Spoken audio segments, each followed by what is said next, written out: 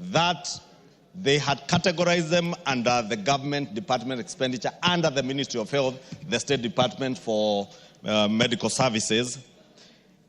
And that is how it was left out in the cumulative total of the fiscal framework. Honorable Speaker, that now has been corrected to align it with the International Financial Reporting Standards, and particularly the Government Finance Statistics Manual of 2014. And the figures now agree. And therefore, let me take this opportunity first to thank the Finance Committee, because had they not pointed that out, then we would have been left with those who are very keen on pointing out what are famously referred to as computer errors. And you would have seen people in funerals saying the budget policy statement has an error, a computer error, it is theft, it is looting, but now it is clear, and those two figures now have been aligned to agree between the entire expenditure framework and the fiscal framework that is before the House and being considered by the departmental committees and the liaison committee. And I think this letter has also been tabled before the liaison committee for noting, and also before the Finance and National Planning Committee, Honorable Speaker. And I must indeed thank the diligence of the members of the Finance Committee. You know, many a times, Honorable Speaker, the House is accused that, the House only rubber stamps that which comes from the executive without paying scrutiny. And the Finance and National Planning has very seasoned members like the Honorable Keinan, the Honorable Ariko, the Honorable Atandi, a very efficient and diligent chair, the Honorable Member for Molo, Kimani Kuria, the Honorable Umulhel, who is also a member of that committee, the Vice Chair, who served as a member, as a chair of that committee in the 11th Parliament, the Honorable Benjamin Nangat, and many other members, Honorable Speaker, who are very diligent. And that tells you that this House has members in committees that actually scrutinize figures, number after number, and almost from comma to full stop of whatever documents are tabled before the House. And Honorable Speaker, I want to believe that that matter will now rest and will be taken care of by the relevant committees. Thank you. Thank you. Next. Order number 6, notices of motion. Wanjiku Muya. Wanjiku, you are very mobile. A few minutes ago, you were sitting here. Yeah. Thank you, Honorable Speaker, and thank you for giving me the opportunity. I was lobbying because many members are not aware which motions I'm giving the notice. But, Honorable Speaker, I'm giving a notice of a motion to adjourn the House on a definite matter of urgent national importance to discuss the delay in absorption of health workers under the universal health coverage. Honorable Speaker, pursuant to the provision of Standing Order number 33-1, I seek leave for the adjournment of the House for purpose of discussing a definite matter of urgent national importance regarding the delay in absorption of healthcare workers under the universal health coverage. Honorable Speaker, in May and June 2020, 8,571 healthcare professionals were recruited on a 3-year contract under the UHC program. Majority of these officers were deployed to the county facilities, while a small number was posted to national government facilities. In 2023, the respective contracts were renewed for a further 3 years.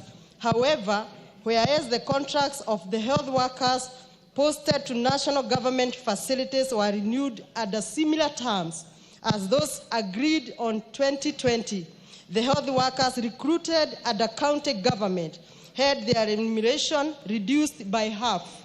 This is contrary to established labor practice of equal pay, equal work, and falls short of the expectation of fair labor principles as enshrined in Article 41 of the Constitution. Additionally, it is noted that whereas the renewed contracts were given by the county government, The salary for the officers is paid by the Ministry of Health, which is under national government. Honorable Speaker, in October 2023, the national government assured the UHC staff that they would be transitioned to permanent and pensionable terms. Sadly, in October 2024, the Ministry of Health only transitioned 110 health workers who are under the national government to permanent and pensionable terms, while leaving the remaining health workers engaged under the county government on contractual terms. Honorable Speaker, it is against this background that I seek leave for the adjournment of the House to discuss this matter of great national concern with a view of exploring possible and lasting solution. I thank you, Honorable Speaker.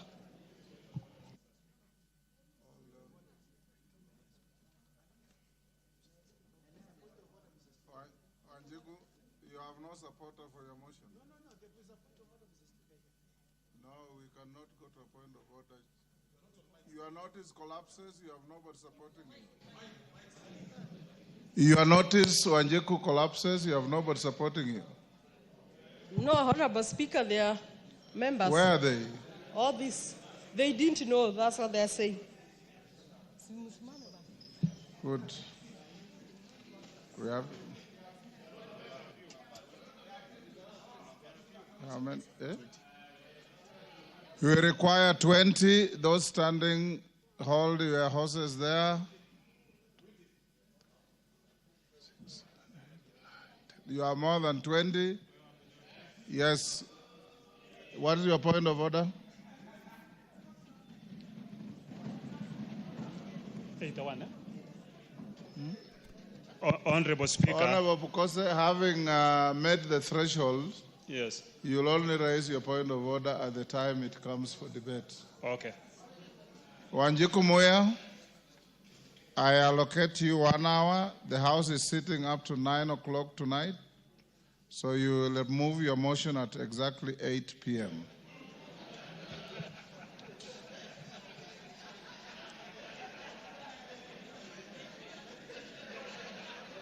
Order.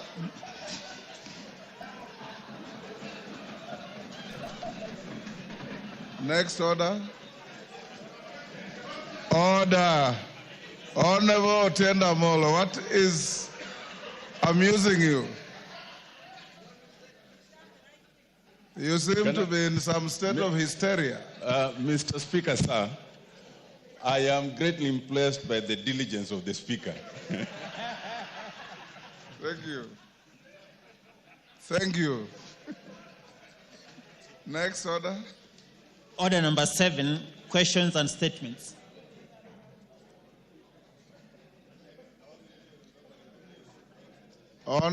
We start with a statement response by the Chair of Health to an issue raised by Esther Passaris. Thank you, Honorable Speaker. Honorable Speaker, as the chairperson of the Departmental Committee on Health, I rise to give a statement on matters concerning the death of Mr. Gilbert Kinyua, which has elicited a lot of debate among members of the public and raised concerns regarding the safety and security of patients and staff in health facilities. In response to these concerns, Honorable Speaker, the committee visited Kenyatta National Hospital on Friday, 21st February 2025, to clarify the issues raised. Mr. Gilbert Kinyua was referred to Kenyatta National Hospital from St. Mary's Hospital, Langata on December 11, 2024, and was admitted to Ward 7B, which specializes in the management of patients with nervous disorders, that is neurological disorders. At admission, Mr. Kinyua had pressure sores, wounds within the pressure points, resulting from prolonged immobility.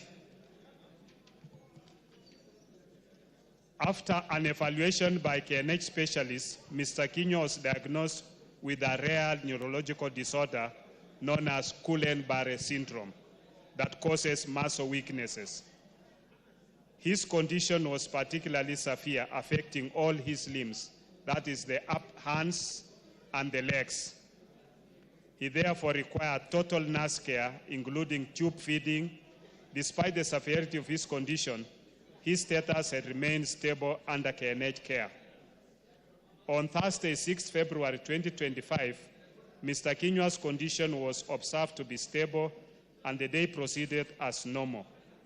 The night shift team took over without noting any undue concerns. The nursing staff attended to him at 9 p.m., midnight, and at 3 a.m. in the morning, and no abnormalities were reported during these routine checks.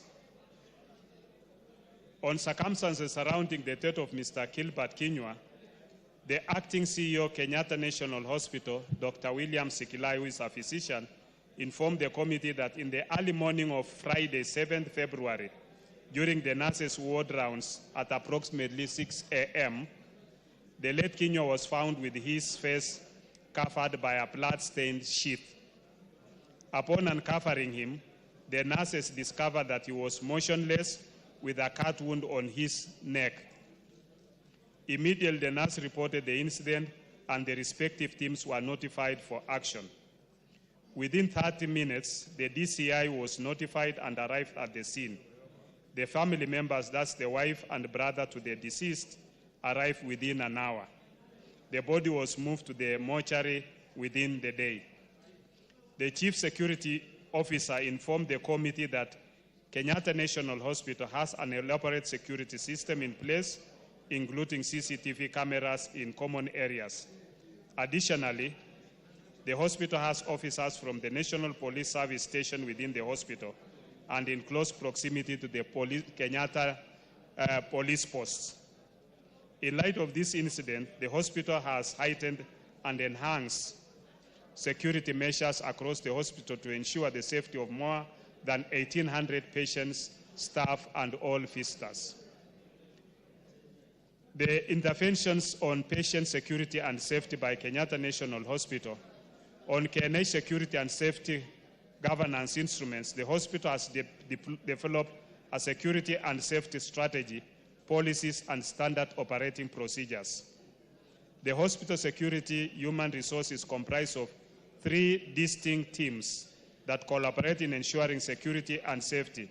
These include Kenyatta National Hospital employees, who are 119, outsourced security services 261, and National Police Service officers, together with the NSIS officers. The hospital has installed 331 CCTV cameras and has established a security communication center, which is monitored on a 24-hour basis and respecting patients' privacy. On multi-agency approach, the hospital has established partnerships and collaborations with institutions within the KNH complex, that is KMTC, University of Nairobi, Government Chemist, KEMRI, National Radiology, Ministry of Health, AFIA Annex, as well as other state agencies, including NIS, DCI, Kenya Police, Kenya Prison Services, and other institutional arrangements. To maintain continuity of care of patients, the wards are manned on 24-hour basis by clinical staff, including nurses, who work in shifts. In addition, there are established protocols and guidelines and work instructions to support the execution of respective functions.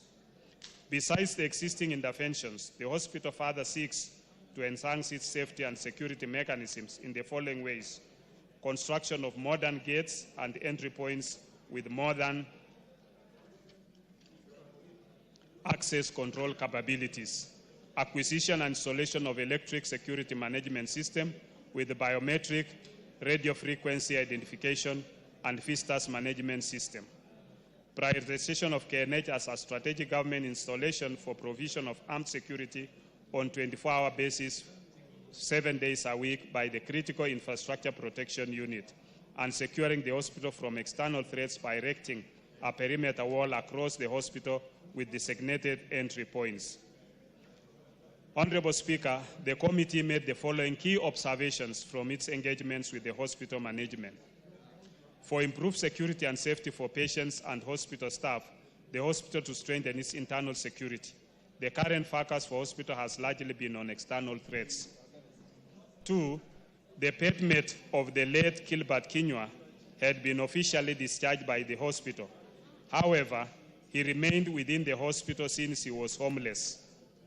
The said patient was being treated and had been diagnosed with diabetes and convulsions and was later taken to a shelter through the hospital's intervention. The shelter had, however, refused to keep the said patient owing to this disruptive behavior. The patient has been experiencing convulsions, which has medically been proven that such convulsions may sometimes manifest as convulsive behavior, where a person acts without later recalling their actions.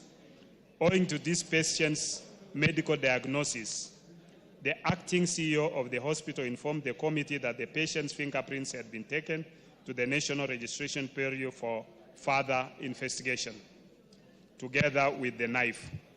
The prevailing security measures at the hospital were put in place after a previous state of a patient at the hospital in 2015. That's 10 years ago. At that time, the hospital had only 12 CCTV cameras. But since then, the hospital has acquired and installed 331 CCTV cameras. The hospital has also 119 in-house security employees and 216 outsourced security services, as well as officers from the National Police Service. The post-mortem on the body of the late Gilbert Kinyua was conducted in the presence of both government and independent family pathologists. The samples from the post-mortem were sent to the government chemist for analysis. As at the time of the committee's visit to the hospital, the post-mortem results were not yet released to the hospital, but had been handed over to the DCI. The hospital receives nearly 30,000 visitors daily, who should pass through a screening system, which will help to prevent weapons from being brought into the hospital.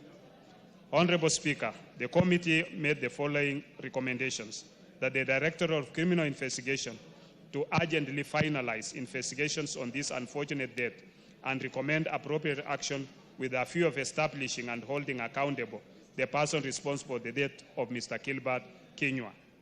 2, that the Board of Kenyatta National Hospital to audit the hospital's internal security systems within 1 month so as to identify possible security breaches, in particular internal security threats, and come up with mitigation measures for necessary implementation.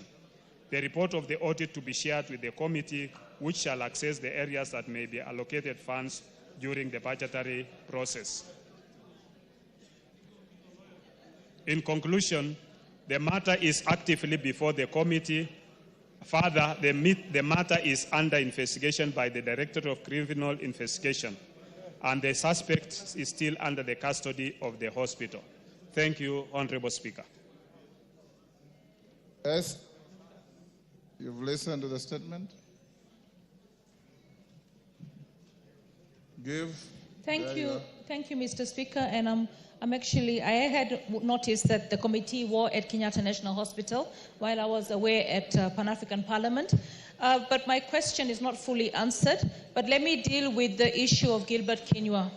The family actually got in touch with me when I was in South Africa and asked, what do we do? The hospital has said they're going for a post-mortem and we need to have our own doctor.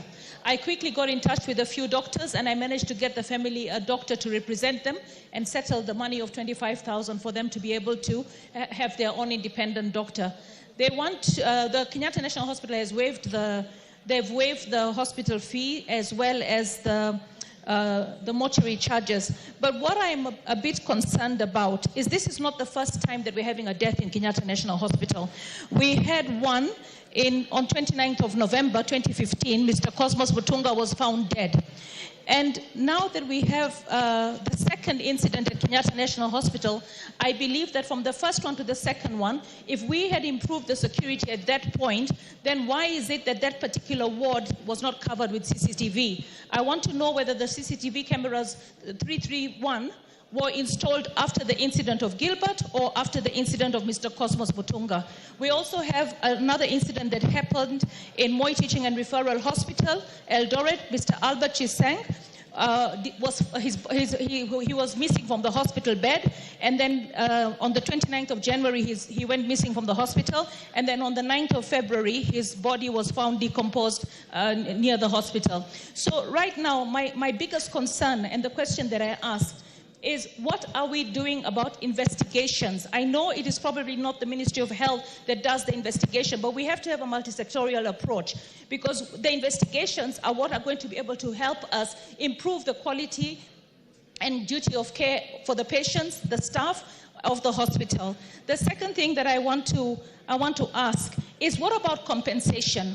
Here you are today. The family is looking for over 400,000 to give their loved one a burial, and they don't even have that money. They didn't even have the money for the postmortem, to have an independent doctor. In this particular case, what is the duty of care? What is the compensation that the family is going to get? Because Susan is young with 2 young children. It's not enough just to waive the hospital bill and to waive the mortuary charges. They have a burial. They also have children that need to go to school. They have counseling needs for the entire family. So since the government should be culpable, what are the compensations? Do they have insurance? Is there a way and a mechanism to compensate this family, not just this one, but all the other families? And what is the status of the investigation? Thank you, Mr. Speaker. Yes, Dr. Bukose. Thank you, Honorable Speaker. I hear the Honorable Esther Passaris.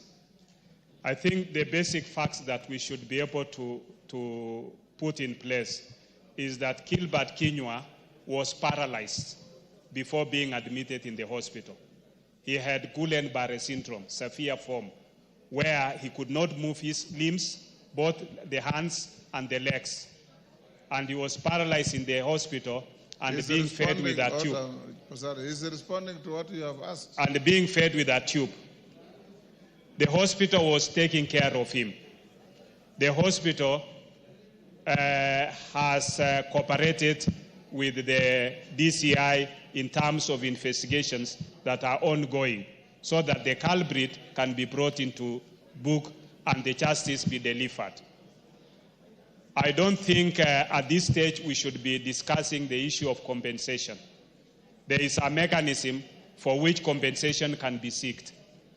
And at this stage, I think it is too premature for us to start thinking of compensation.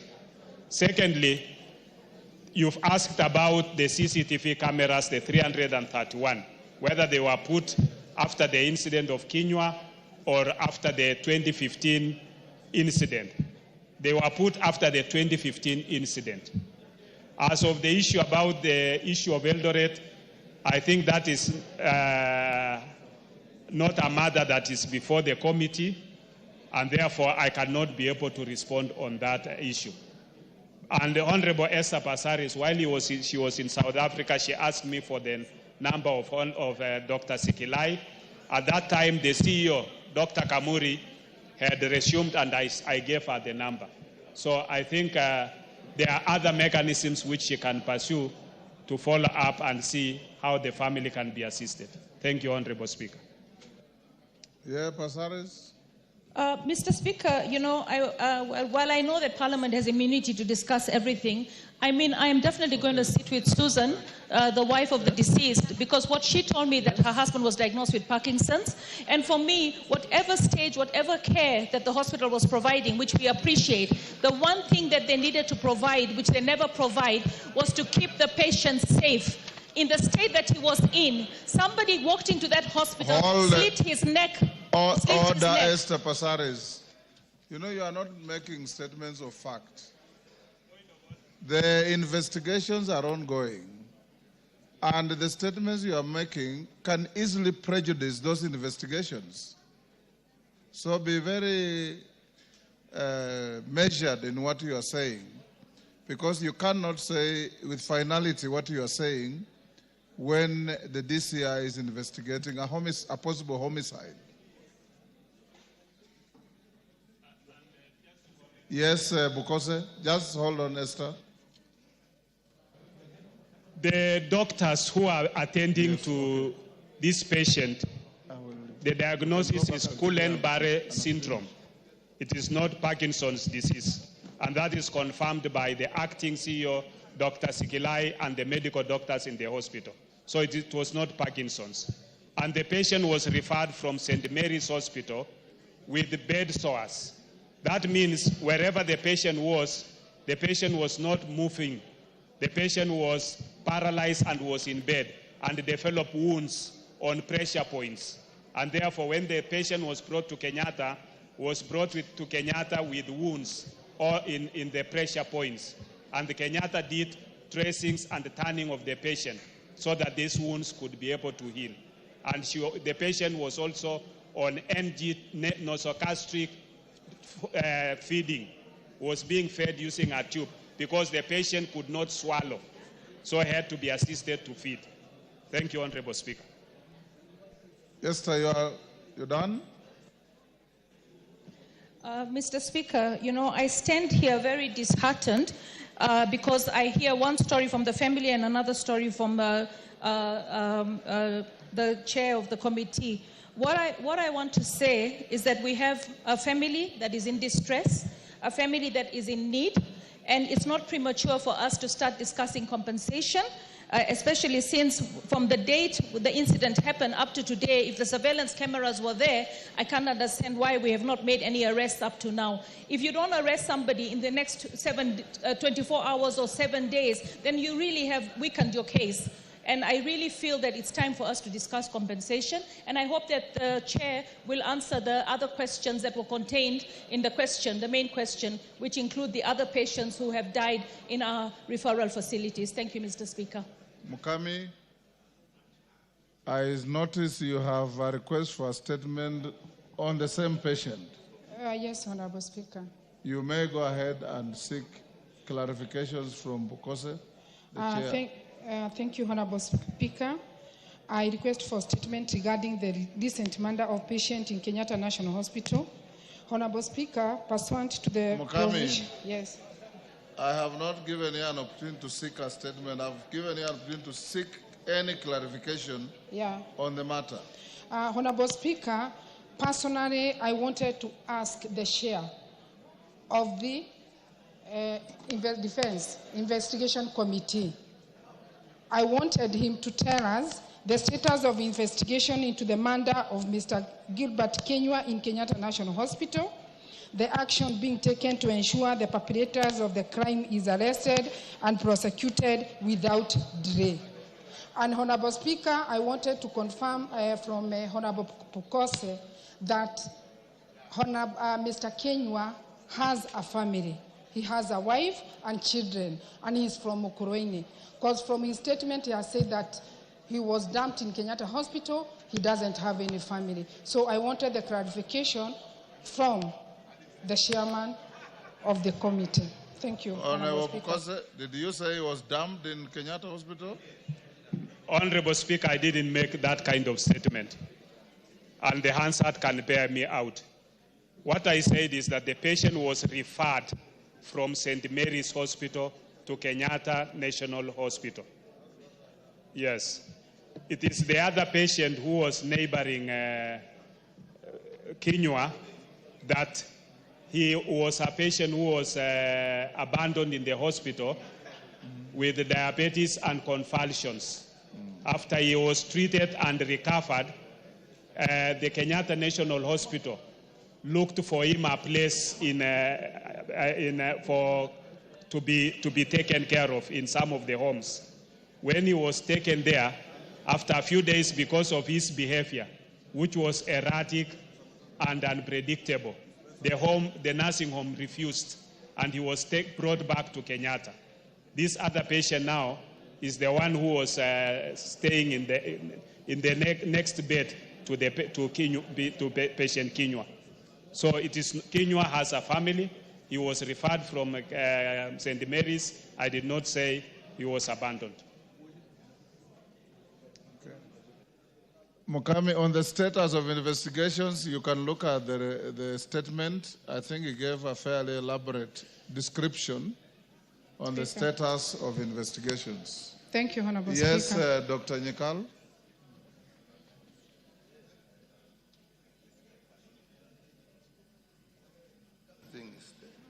Give Dr. Nyikal the mic. Thank you, Mr. Speaker. I just want to add to what our chair said. And, Mr. Speaker, I think there are two issues here.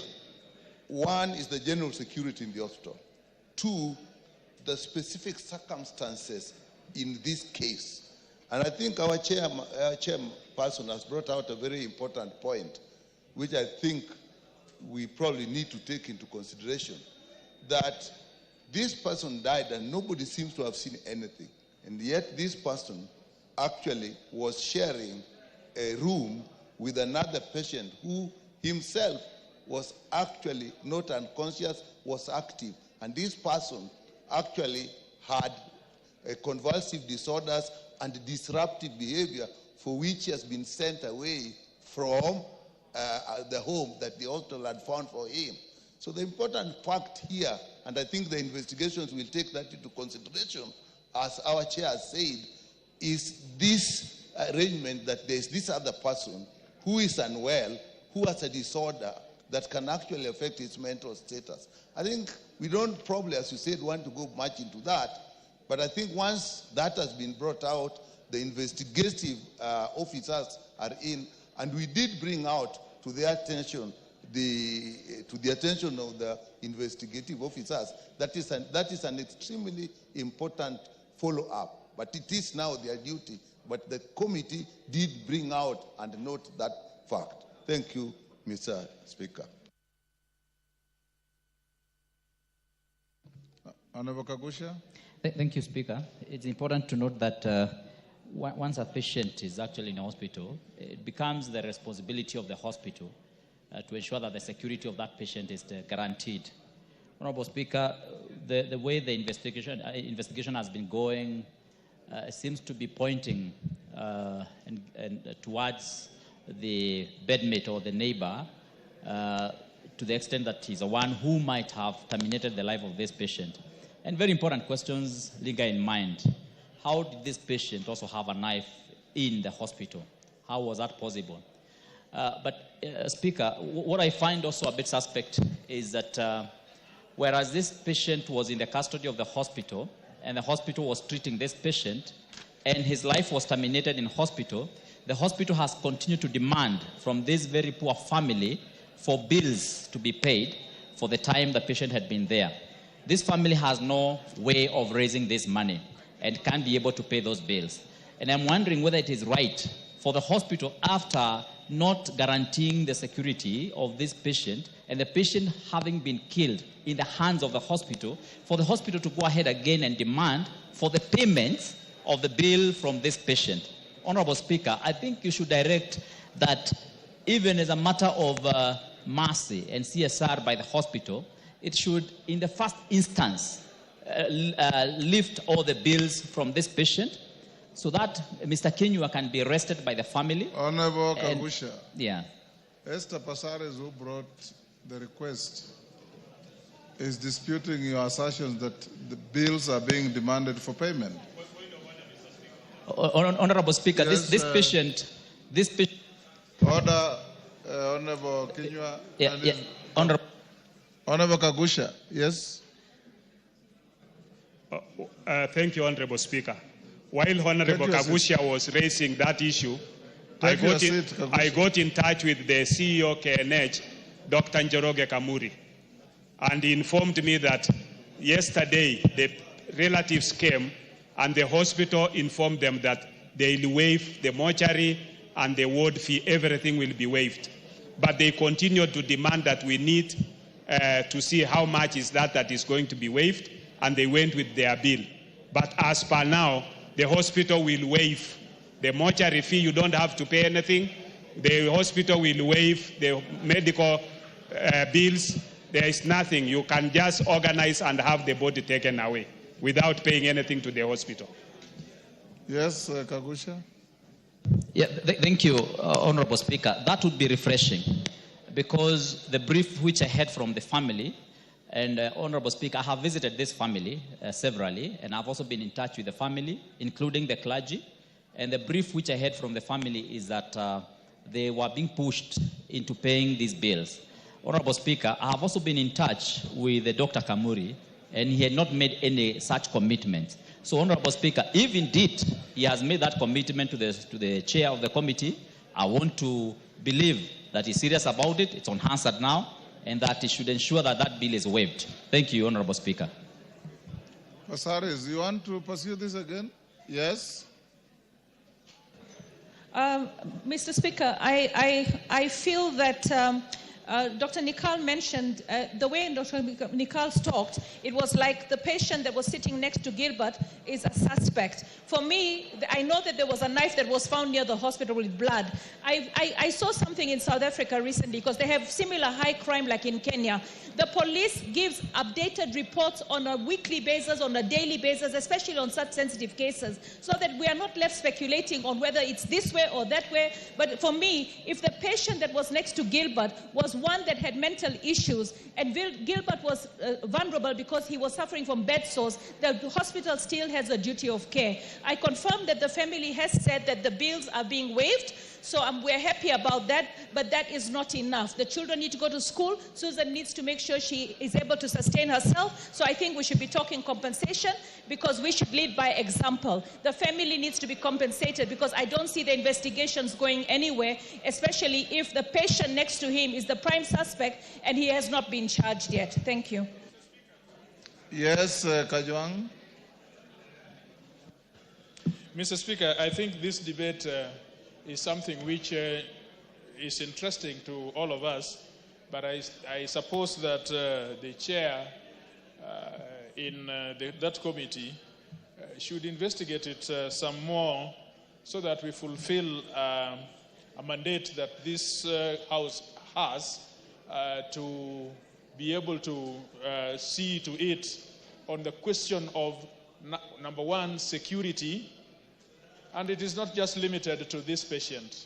I think when the question arose from the honorable member from Nairobi, it questions the question of security. And so the minister concerned or the agency concerned should let us have a total picture of security in the institution. Number two, apart from the investigation in terms of determining culpability, there is a whole issue of tortious liability on who has the duty of care. Because a patient is in an institution, for some reason the patient dies, and there are issues to the fact that some people, whether mentally ill or not, are with that patient in that whole home. So who bears that tortious liability of the duty of care? So I think that without us giving so much information on this, probably, Mr. Speaker, with a lot of indulgence, you may want to ask the chair with specific assignments to go and investigate these things so that we can have an oversight function or role on these matters. Thank you. He already said that the DCI will be sharing the progress on investigations on this matter. So as and when he gets material beyond what he has said here, Chairman, you be responsible enough to bring some additional communication to the House.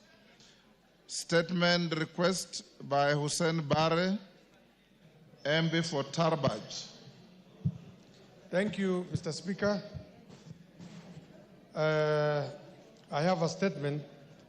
It's a request for a statement on the rampant cases of human trafficking in northern Kenya. Honorable Speaker, pursuant to Standing Order 44-2C, I wish to request for a statement from the chairperson of the Departmental Committee on Administration and Internal Security regarding the rampant cases of human trafficking in northern Kenya. Honorable Speaker, recruitment agencies, though opaque, are operating in Wajir, Mandera, Garissa counties, and they prey on the hopes and dreams of the young generation, enticing them with the promise of a brighter future abroad.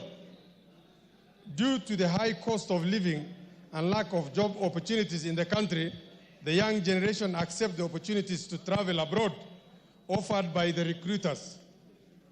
Unfortunately, the victims are handed over to human traffickers locally and abroad who demand ransom from their families for them to be released. The act of recruiting, transporting, transferring, harboring, or receiving individuals using threats, coercion, abduction, fraud, deception, abuse of power, or position of vulnerability is done for the purpose of exploitation. Honorable Speaker, it is against this background that I request for a statement from the chairperson of the Departmental Committee on Administration and Internal Security on the following. One, a comprehensive report on the investigation into human trafficking in northern Kenya and in the country, including the investigation into the operation of involved recruitment agencies.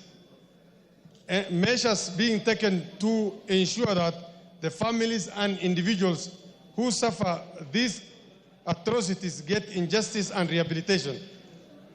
The long-term measures being implemented to address cases of human trafficking in the country and formalize labor export from the country.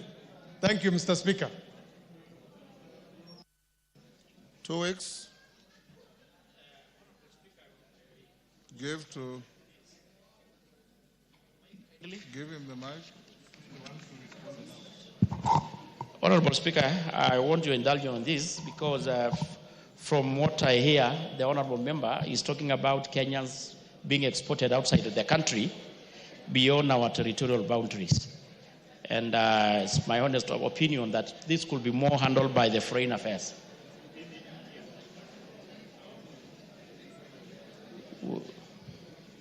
Where the question is about human trafficking in northern Kenya, not out of northern Kenya. But beyond our territorial boundaries, Honorable Speaker. Okay, Clerk, can you check and see whether we can reassign the statement to Foreign Affairs? Be that as it may, whichever committee handles, they will respond to you in 2 weeks. Rahab Mukamiyo has his spent, so we skip that. Joseph Munyoro, MP Kigumo. Thank you, Honorable Speaker.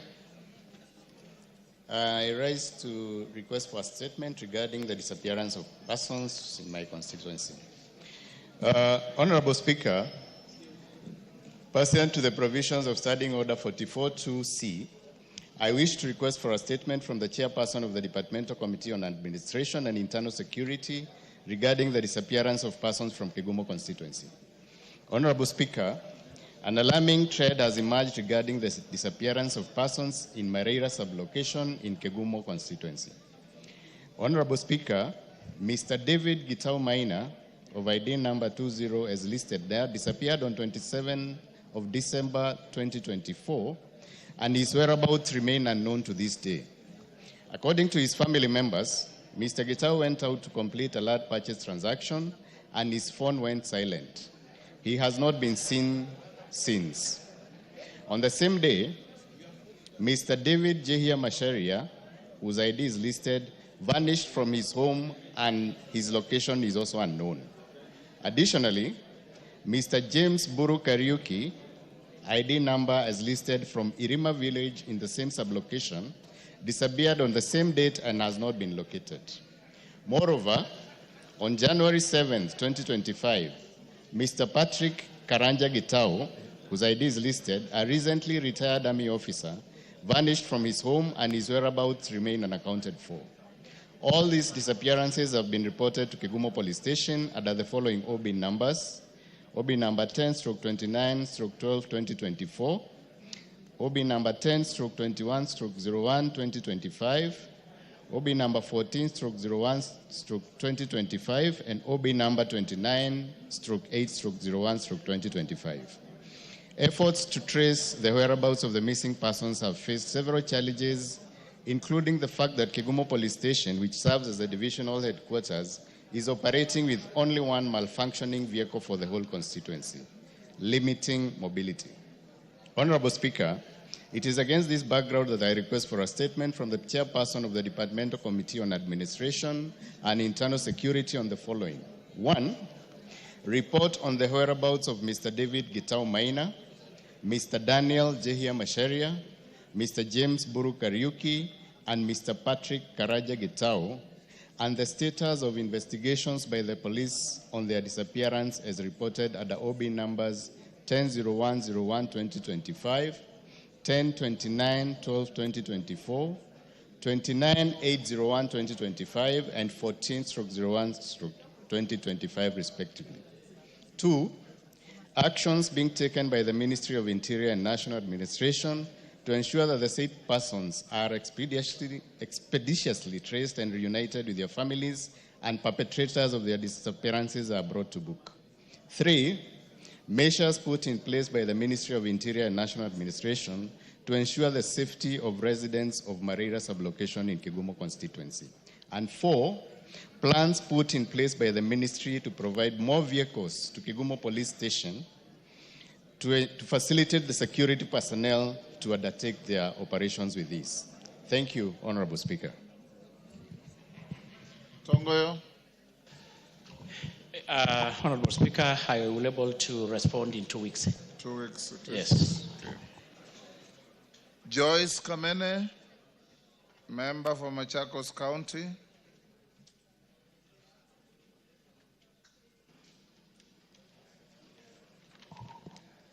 Thank you, Mr. Speaker. I have a request for a statement regarding the status of Mavoko Water Supply Project. Honorable Speaker, pursuant to the provisions of Standing Order 44-2C, I rise to request for a statement from the chairperson of the Department Committee of Blue Economy, Water and Irrigation regarding the status of Mavoko Water Supply Project. Honorable Speaker, the Mavoko Drinking Water Supply Project is an initiative financed jointly by the Government of the Republic of Kenya and the Kingdom of Belgium, in line with the national government's commitment to provision of universal, clean, and safe water. The project seeks to increase the water supply capacity to 12,000 and 5,000 cubic meters per day to Mavoko and Syokimau areas, respectively. Hundreds of residents who have been hoping to benefit from the project, considering the perennial water shortages in these areas, continue to face challenges owing to the incoordinate delay in the implementation of the project. Honorable Speaker, it is against this background that I request for a statement from the chairperson of the Departmental Committee of Blue Economy, Water and Irrigation on the following. A report on the status of implementation of the Mavoko Drinking Water Supply Project, jointly funded by the Kenyan and Belgian government. A report on the steps being taken by the ministry to ensure the completion of the project and the expected timeline for its completion, and the interim measures being taken by the ministry to address the water scarcity faced by the residents and to protect them from unscrupulous water vendors. Yes, I thank you, Honorable Speaker. Thank you, Joyce Kamene. Bowen,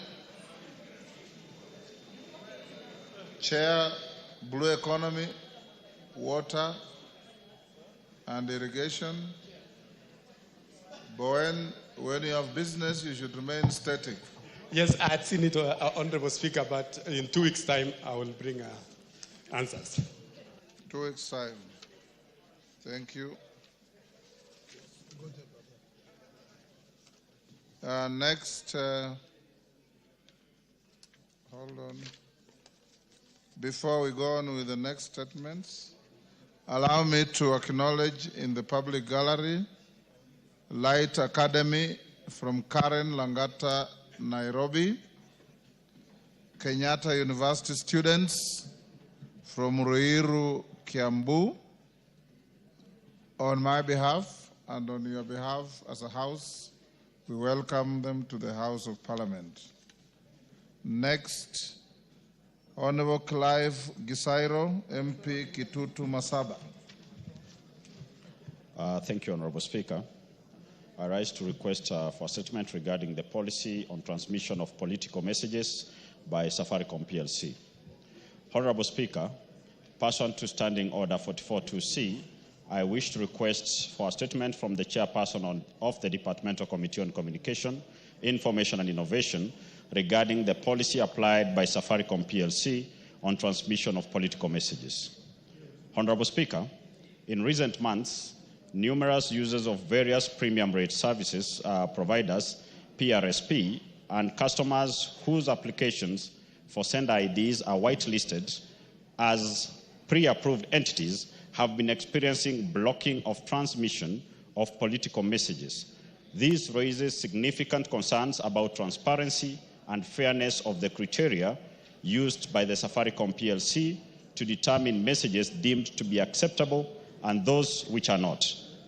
Political messaging is a vital aspect of our democratic process, allowing candidates to communicate on their platforms and engage with voters.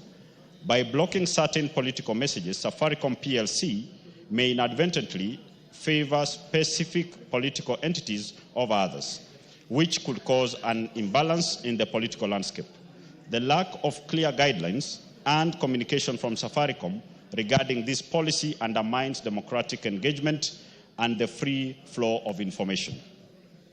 Honorable Speaker, it is against this backdrop that I request for a statement from the Chairperson of the Departmental Committee on Communication, Information and Innovation on the following. 1. A report on whether the policy by Safaricom PLC, if any, regarding transmission of political messages aligns with the constitutional provisions and laws safeguarding freedom of speech and communication and consumer rights of access to information. Steps taken by Safaricom PLC to ensure that the process for blocking sender IDs, particularly in the political context, is impartial and free from bias. 3. The policy framework and administrative mechanisms for affected parties to seek redress or appeal, including seeking refund for the whitelisted sender IDs. 4. The criteria for approving or blocking transmission of political bulk messages and the safeguards put in place by Safaricom PLC to prevent the message blocking system from being exploited for political gain or to suppress certain viewpoints. And 5, a report on whether Safaricom PLC allows inter-network termination of messages to other networks, particularly Airtel, and if not, the interventions required for Safaricom to allow inter-network termination and facilitate a common sender ID for messages sent through the two service providers, particularly by businesses and organizations, so as to enhance their brand recognition and improve the overall user experience. I thank you, Honorable Speaker. Honorable Speaker, I had raised this statement in the third session, and it took months without getting a response. I hope the committee will ensure you get a response quickly. Thank you, Speaker. Communication, Information and Innovation. KJ, Majority Leader, ensure we have a response in 2 weeks. I will do that. Honorable Irene Mayaka.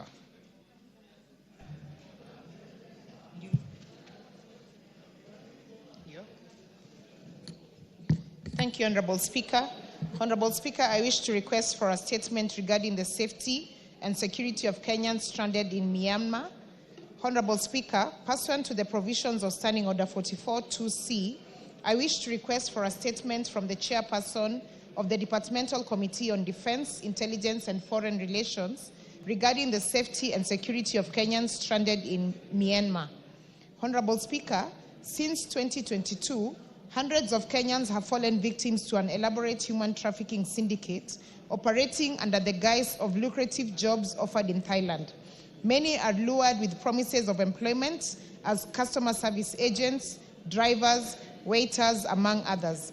However, upon arrival in Bangkok, Thailand, they are kidnapped and transported to the border town of Mae Sot, from where they are smuggled into Myanmar. Once in Myanmar, victims are subjected to forced labor, coercion, and criminal activities, including sophisticated online scams targeting individuals globally, including Kenya. While there has been a rescue of over 7,000 foreigners, many persons, including a significant number of Kenyans, remain trapped, unable to cross back to Thailand due to the closed border.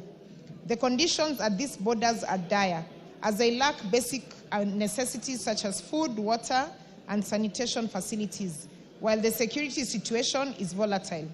The issue of human trafficking of Kenyans in Myanmar is not new, and its persistence highlights the needs of lasting measures. Honorable Speaker, it is against this background that I request for a statement from the chairperson of the Departmental Committee on Defense, Intelligence, and Foreign Relations on the following. Number one, status of Kenyans currently stranded in Myanmar, and especially those currently stranded at the Myanmar-Thailand border, including the number of Kenyans affected, the current security situations, and timelines for their repatriation. Number two, the immediate action being taken by the Minister of Foreign and Diaspora Affairs to engage with the government of Thailand in rescuing Kenyans stranded at the Myanmar-Thailand border. Number three, measures taken by the Minister of Foreign and Diaspora Affairs to engage with the government of Thailand in addressing the issue of human trafficking, including cooperation strategies and the stringent border control measures to prevent further trafficking of Kenyans. Number four, report of the status of investigation by the Director of Criminal Investigation into human trafficking networks in Kenya operated by fraudulent employment agencies.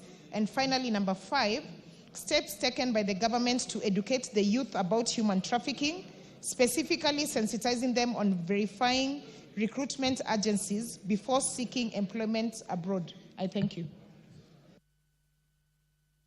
Defense, Intelligence, Foreign Relations. Bashir, you are the Vice Chair of that committee? Yes, Honorable Speaker. When can you bring a response to that? I think, Honorable Speaker, we can do that in 2 weeks' time. 2 weeks. Thank you. Dr. Joyce Bensouda, Homa Bay County. Thank you, Honorable Speaker. I would like to raise a statement regarding destruction of forest in Magadi. Honorable Speaker, pursuant to provision of Standing Orders 44.2c, I wish to request for a statement from the chairperson of the Departmental Committee on Environmental, Forestry and Mining regarding destruction of forest in Magadi for charcoal production. Honorable Speaker, forests play a crucial role in sustaining life and maintaining climate stability. However, in recent years, the Lake Magadi region has experienced severe destruction due to high demand for charcoal. Indigenous tree species are being harvested to meet the high demand for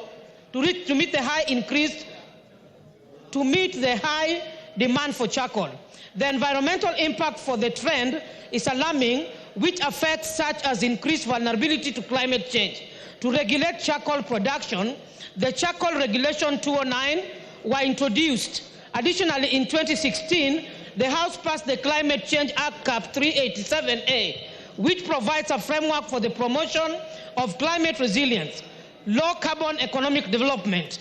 However, the enforcement remains a challenge, with a significant portion of charcoal production remaining unregulated, further contributing to adverse effects of climate change. Honorable Speaker, it is against the background that I request for a statement from the chairperson of Departmental Committee on Environment, Forestry and Mining on the following. 1.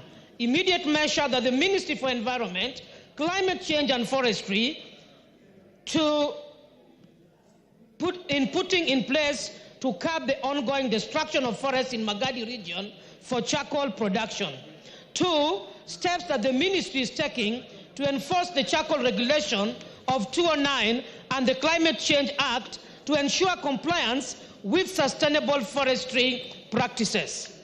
3, strategies to promote use and uptake of alternative energy source so as to reduce dependency on charcoal to mitigate the adverse environmental impacts of deforestation.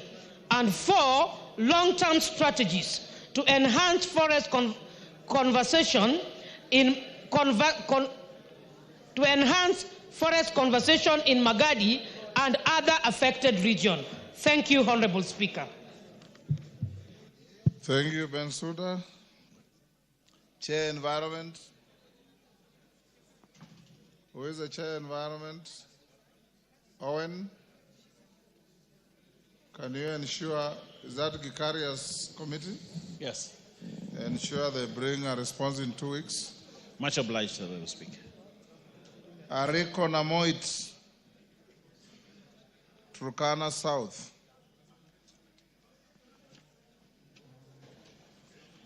Thank you, Honorable Speaker. I rise to request for a statement regarding gold mining in Turkana South.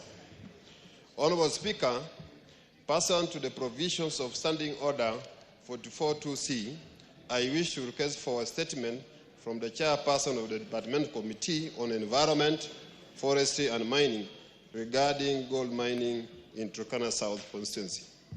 Honorable Speaker, there are mining activities currently being undertaken in the Mnyeusi on the border of Sigor and Turkana South constituencies, Lorogon village in Kaptiri Ward, Lobokat Division, and Kolomwai in Turkana South constituency. Minerals wealth in Turkana presents significant economic potential. However, there is a need to ensure mining activities are conducted safely and legally, complying with public safety and environmental standards. These activities, which commence without the involvement of the residents, have exposed them to hazardous chemicals and has caused destruction of farm produce and pollution of water in the area. Notably, the Environmental Management and Coordination Act, CAP 387, provides that projects related to mining ought to have an environmental impact assessment study report submitted prior to the issuance of mining license. In addition, the natural resource is allocated within disputed land and could possibly compound existing conflict among its communities in the area. Honorable Speaker, it is against this background that I request for a statement from the Departmental Committee on Environment, Forestry and Mining regarding the following. 1, report on the steps taken by the government, including a report on public participation conducted, if any, prior to issuance of mining licenses in La Minyausi, Lorogon Village, and Kalomai in Turkana South. 2, list of the mining licenses issued in Turkana County in the last 3 years and the operational requirements issued to the licensees. 3, steps taken to prevent any conflict among communities bordering the sites, including consultation with the leaders within the area. And finally, Honorable Speaker, a report on the benefit sharing formula agreed on to guarantee residents returns from gold mining in the county. I thank you, Honorable Speaker.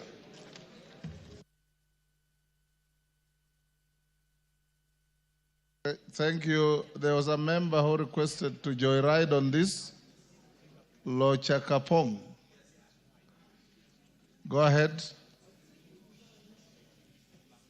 Give him the mic.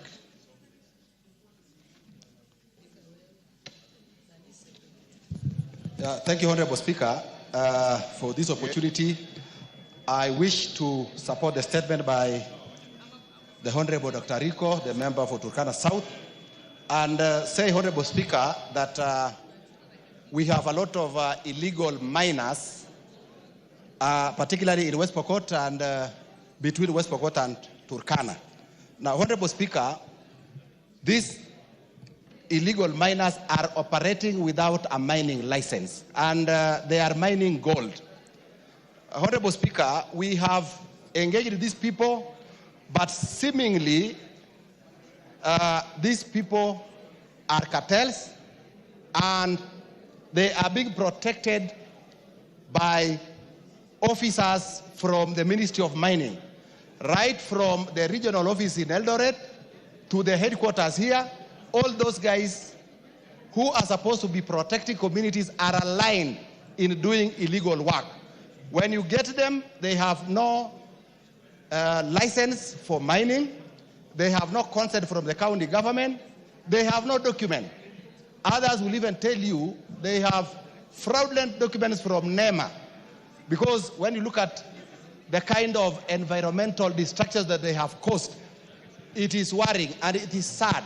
So, Honorable Speaker, I wish that the committee expedites to find out this, because according to the statement by Dr. Rico, these people do not have any mining license. They have even threatened to change the course of a river, Honorable Speaker, and very soon a town called Kainuk will be swept away just because of the activities of these illegal miners. So I wish that these people are brought to book, and if they have applied for a mining license and they have not gotten, let them, again, because they have engaged in illegal activities, let them be denied these licenses. Honorable Speaker, the government, the communities, county government are losing a lot of resources in terms of royalties because these people are engaged in illegal activities, not only in Lamnyeusi, but in many parts of West Pokot, Honorable Speaker. So I wish to say that if within the Ministry of Mining, the CS is the only probably officer not aligned in this corruption web, I wish the minister or the cabinet secretary visits that area to find for himself what is happening. Thank you, Honorable Speaker. Thank you. Yes, Otienda Molo. Give Senior Counsel. Thank you, Mr. Speaker. Mr. Speaker, with your kind indulgence, let me just piggy ride on this one very briefly. Mr. Speaker, in your absence yesterday, I did say in this House that in the last 48 hours, I lost 5 of my constituents to mining activities in Rarieda.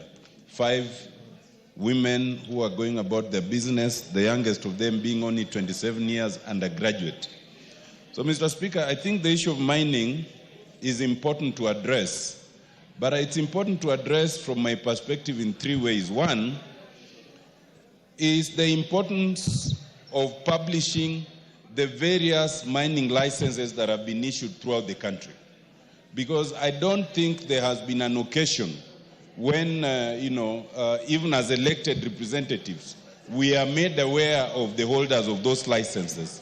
Even in my constituency, I am aware that in the county there are some people who've been issued with those licenses and we don't quite know them. Secondly, Mr. Speaker, it is important for the committee to capture the intersection in terms of mandate. When I inquired from the Cabinet Secretary for Mining, I was informed that there's a part of the mandate that has been ceded to the counties. But I'm not sure that the counties are either aware or clear in terms of the regulation, so that the citizens are left at that intersection without clarity. But thirdly, Mr. Speaker, the most important thing in my view in terms of mining is that you may not stop the citizen from being involved in mining, especially artisanal mining, because the citizen needs money and many of them do not have jobs or alternative sources of income. So they must be allowed to do artisanal mining. What is important is the safety and the regulation.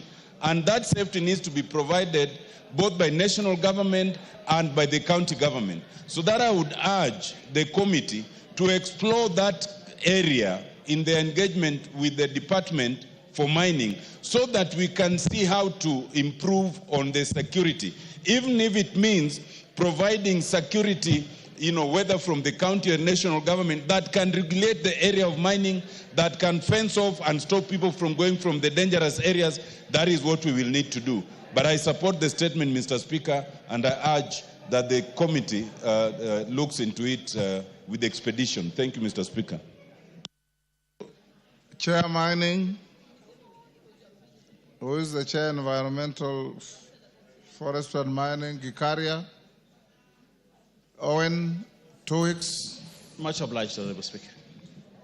Umulkhair Kasim, Mandera County. Honorable Umulkhair Kasim, Sabina, I'll come to you after that.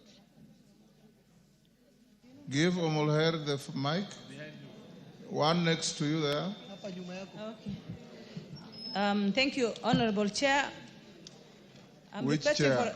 Honorable Speaker, I'm sorry. I'm requesting for a statement on the drought situation in Mandera County. Honorable Speaker, pursuant to the provisions of Standing Order 442C, I wish to request for a statement from the chairperson of the Departmental Committee on Regional Development regarding the drought situation in Mandera.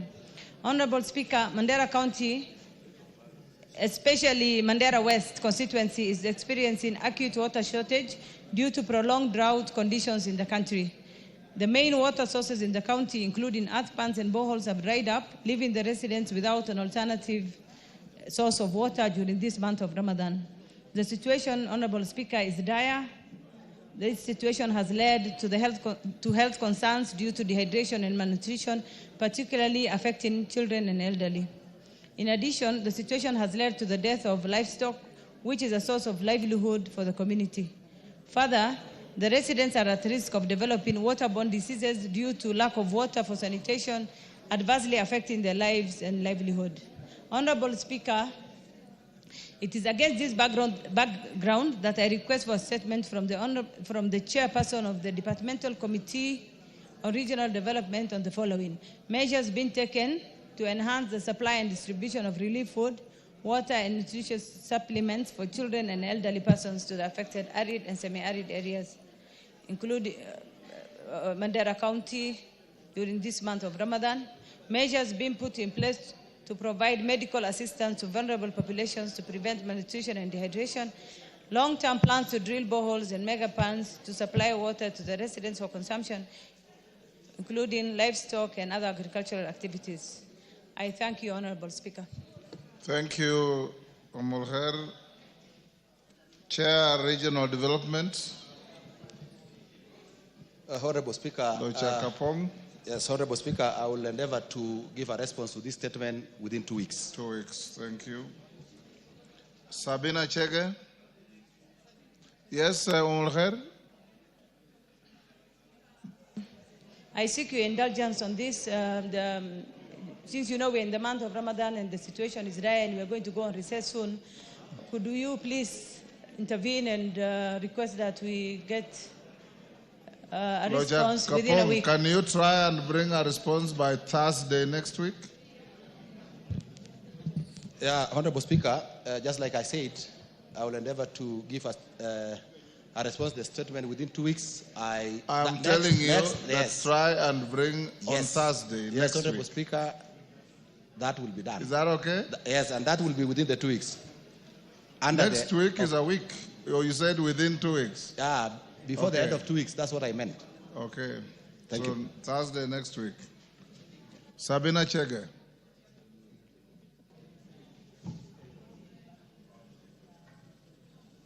Give Sabina the mic. There's one across after Kasheri. Now you have one. Thank you, Mr. Speaker.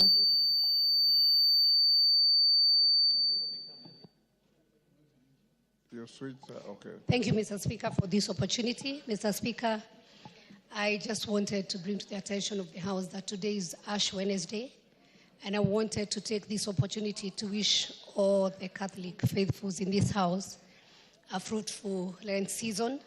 Mr. Speaker, this is the time that the Catholic faithfuls will start a journey of 40 days, a time for prayer, a time for fasting, and also a time to give service to human beings, Mr. Speaker. And so today, Mr. Speaker, we were reminded that we came from dust, and dust we shall go. It is also a time, Mr. Speaker, that we reflect on what we are doing now that we are halfway the term, Mr. Speaker, that we reflect on the services we are giving to Kenyans, and Mr. Speaker, that we are able to serve well. So I want to wish all the Catholic faithful and a blessed time for rain season. But at the same time, Mr. Speaker, also our Muslim faithfuls who started their Ramadan, that this is going to be a fruitful season, Mr. Speaker, as we continue serving this country. I thank you for the opportunity. Thank you, Honorable Yes, Owen? Honorable Speaker, well, I agree with Sabina, but Ash Wednesday is not only exclusive to Catholics. Pardon? Ash Wednesday is not exclusive to Catholics. Even the Anglicans also celebrate Ash. Today at the All Saints Cathedral at 6 o'clock we'll have our Ash Wednesday service. And therefore I want to wish all the Anglicans and any other faith that observes Ash Wednesday all the best during this Lent time. And I wish that they observe Lent well and that they continue to pray for this country during this time. I thank you. Thank you for expanding on what she said. I join you in doing so. Yes, Ondo? Not is that Ondo? Or yes, member from Ukraine. Thank you, Honorable Speaker. I actually wanted to point out that the issue of the 40 days and the Lent issues are not only confined to the Catholics and the Anglicans. Honorable Speaker, is really an issue of all the Christians. Why are you splitting hairs? She spoke as a Catholic at here. Honorable.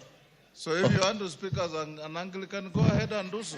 Yes, Honorable Speaker. I just wanted to point out that as we observe the 40 days of Lent, Honorable Speaker, I'm hoping that we're also going to be able to fix the issue of blood transfusion in Kenya. Honorable Speaker, you understand that we are having a problem of the reagents and the blood bags. And so Kenyans are dying in hospitals today because it's a big problem where we do not have blood for transfusion because we cannot test blood. So as we observe this Lent period, Honorable Speaker, I'm hoping that we're able to also sort out this issue as a matter of urgency before it gets into a national crisis of monumental status. Thank you, Gakusha. Next order. Order number 8, motion, nominees to 100 National Government Constituencies Development Fund committees. Majority Leader Owen, is that you moving it? Thank you. Thank you, Honorable Speaker. Honorable Speaker, I beg to lay... Honorable members, I bring to your attention that there's a supplementary order paper approved by the House Business Committee, and the Speaker approved it for publication and circulation. That is what we are using now. Okay. Thank you, Honorable Speaker. That pursuant to the provisions of Section 43(4) of the National Government Constituency Development Fund Act 2015 and paragraph 5, 2, and 10 of the National Government Constituencies Development Fund Regulations 2016, this House approves the list of nominees for the appointment to the following 100 constituency committees for the National Government Constituencies Development Fund. Honorable Speaker, I would like to give a warning that this is a very long list, very long list. 1, Aina Moi constituency, Joseph Kibi Arap Bore, Philip Kepkemoi Kemei, Isaiah. Honorable Speaker. Honorable Owen. Yes. Just say with the names as appears on the order paper. Okay, thank you. Honorable Speaker, if I can take that again, I'll be... Can I take it again, Honorable Yes, Speaker? yes. Okay, sorry. Thank you. That pursuant to the provision of Section 43(4) of the National Government Constituency Development Fund Act 2015 and paragraph 5, 2, and 10 of the National Government Constituency Development Fund Regulations 2016, this House approves the list of the nominees for the appointment to the following 100 constituency committees of the National Government Constituency Development Fund as in the order paper. Honorable Speaker,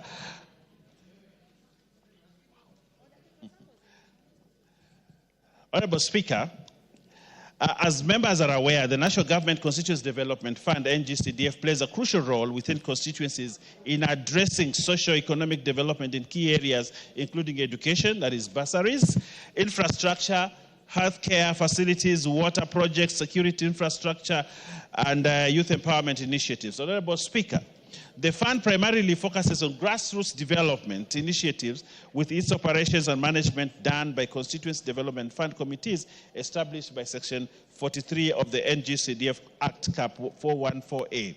The importance of these committees, Honorable Speaker, cannot be underscored in regards to the project selection, oversight, and ensuring local input and accountability in the management of the project, Honorable Speaker. Honorable Speaker, it is important for this House to note that the mandate of the previous 290 Constituency Development Fund committees have expired, leaving a governance gap in the administration of the NG-CDF projects across all constituencies. Honorable Speaker, therefore, there is immediate need to approve and gazette the nominees to ensure continuity in projects, oversight, allocation of funds, and execution of development initiatives within the constituencies. Honorable Speaker, aware that these committees are crucial in the operation of NG-CDF at the constituency, I am urging the remaining 119 constituencies to send the proposed names to the board for scrutiny and subsequent submission to the House. Honorable Speaker, you note that 190 constituencies have not presented their committees for approval by this Parliament. So, Honorable Speaker, I want to urge members to ensure that if they have not submitted names for their committees, to do so immediately so that we expedite the process. Honorable Speaker, the processing of these nominees is done by the NG-CDF committee, which is yet to be reconstituted. Therefore, the House has been given the responsibility to scrutinize the list of the nominees and approve them in accordance with the provisions of NG-CDF Act and our standing order. Honorable Speaker, in conclusion, I wish to urge the House to approve the list of nominees to the National Government Constituency Development Fund committees for the 100 constituencies to prevent disruption in the NCDF operations and to facilitate smooth governance at constituency level. Honorable Speaker, I also want to point that yesterday there were point of orders that were raised on NG-CDF management and especially approval of projects, Honorable Speaker, which we urged NG-CDF board to ensure that they approve the project so that as money is disbursed, there is projects to be implemented.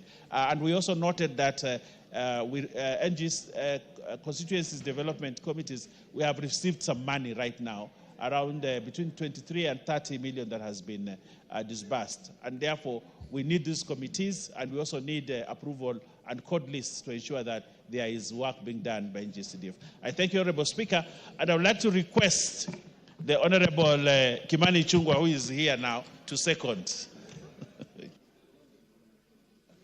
Thank you, Honorable Speaker. I rise to second, Honorable Speaker. As the Deputy Leader has said, these committees enable all the 100 constituency NG-CDF committees to start functioning after approval by the House as is required by the law. And I beg to second. I second.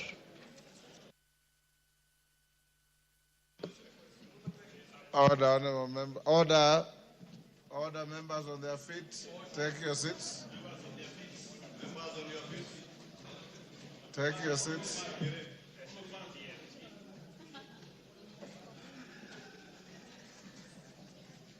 Rahab Mukami, take your seat. Honorable members, I propose the question at order number 8, which is that pursuant to the provisions of Section 43(4) of the National Government Constituency Development Fund Act, NG-CDF 2015, and paragraphs 5(2) and 10 of the National Government Constituency Development Fund Regulations 2016, this House approves the list of nominees for appointment to the following 100 constituency committees of the National Government Constituency Development Fund as set out on the order paper. I put the question. I now put the question, which is that pursuant to the provision of Section 43(4) of the National Government Constituent Development Fund Act NG-CDF 2015 and paragraphs 5, 2, and 10 of the National Government Constituent Development Fund Regulations 2016, this House approves the list of nominees for appointment to the following 100 constituents committees of the National Government Constituents Development Fund committees as set out on the order paper. As members of that opinion say aye. Will those of the contrary opinion say nay? The ayes have it. Next order.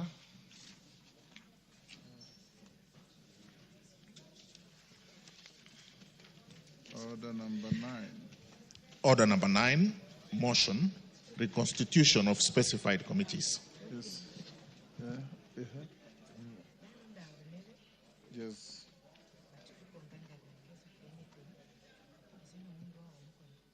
Chairperson's Selection Committee.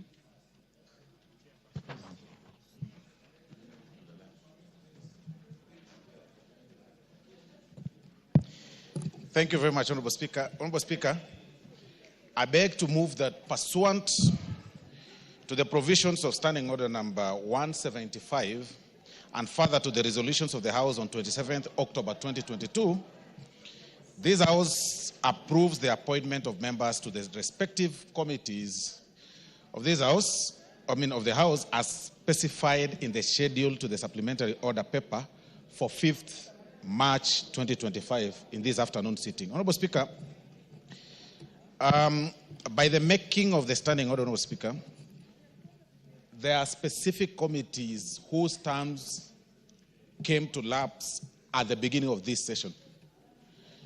And even in this formation of the supplementary budget, the BPS and everything that has been going on, Honorable Speaker. Have you moved the motion? Yes, I have. You haven't?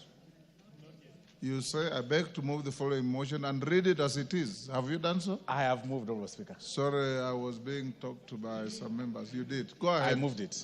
Sorry, two members were conversing with the Speaker. Well guided, Honorable Speaker. So, Honorable Speaker, as I was saying, through the making of the standing order, there are some specific committees whose term came to an end at the lapse of the last session. And it really brought a lot of, the committees have not been sitting, of course, for this period. And I must say that the leadership of this House, both the minority and majority, have burnt midnight oil, Honorable Speaker, to even come up with this list. It may not be pleasing to all sometimes because our officers, Honorable Speaker, have been very busy. We've been approached by honorable members from all quarters, of course, lobbying for specific committees, maybe perhaps out of their expertise or interests or whatever reasons, Honorable Speaker. But I want to say this, that this House is very wealthy of very experienced and rich CVs, Honorable Speaker. This House enjoys people from different fields. We have experienced lawyers here, we have teachers, we have different professions, we have doctors. I mean, it is important that we share such experiences, Honorable Speaker, through these committees, even as we, try to realign our experiences and share ideas, Honorable Speaker. So the formation of these committees, Honorable Speaker, hasn't been very easy. Hasn't been very easy, Honorable Speaker, because there are so many factors to look at when you're coming up with even a single name. When you pull one, you affect the other. There is a question of regional balance. There is a question of gender. There is a question of experience. There is a question of party politics. There is a question of coalitions. So it hasn't been very easy, Honorable Speaker. And the House leadership has met, if I count, Honorable Speaker, the House leadership has met more than 16 times in coming up with this list that we've seen here. That had we extended by a day, even this list that you see today here would not come here the same as it was yesterday. Because any name that you touch from this angle, it must affect a particular angle. And we did not really look at, when we were coming up, Honorable Speaker, with this list, we didn't look at this, what people could imagine perhaps that, political pronunciations outside there, political persuasions. It was basically on political affiliations, if you are Kenya Kwanza, like the standing order provides, or Azimio Coalition. It was also on the question of gender. It was also on the question of regional balance, because you really can't have 2 or 3, for example, the committee, Honorable Speaker, that really had a lot of interest, the committee, the budget and appropriation. I mean, over 90 members showed interest, Honorable Speaker, to be members of the budget and appropriation committee, which wasn't very, very easy, Honorable Speaker. It wasn't very, very, very easy. I mean, 90, yet the provision of the standing order only provides for 27, Honorable Speaker. So the only way one can balance such, Honorable Speaker, is through coming up with a formula. And that formula, as I've said, Honorable Speaker, is the regional issue, the question of gender, the question of political affiliation, and negotiations and counter-negotiations, Honorable Speaker. So this hasn't been very easy, and that is why we really urge this House to support this list as it is.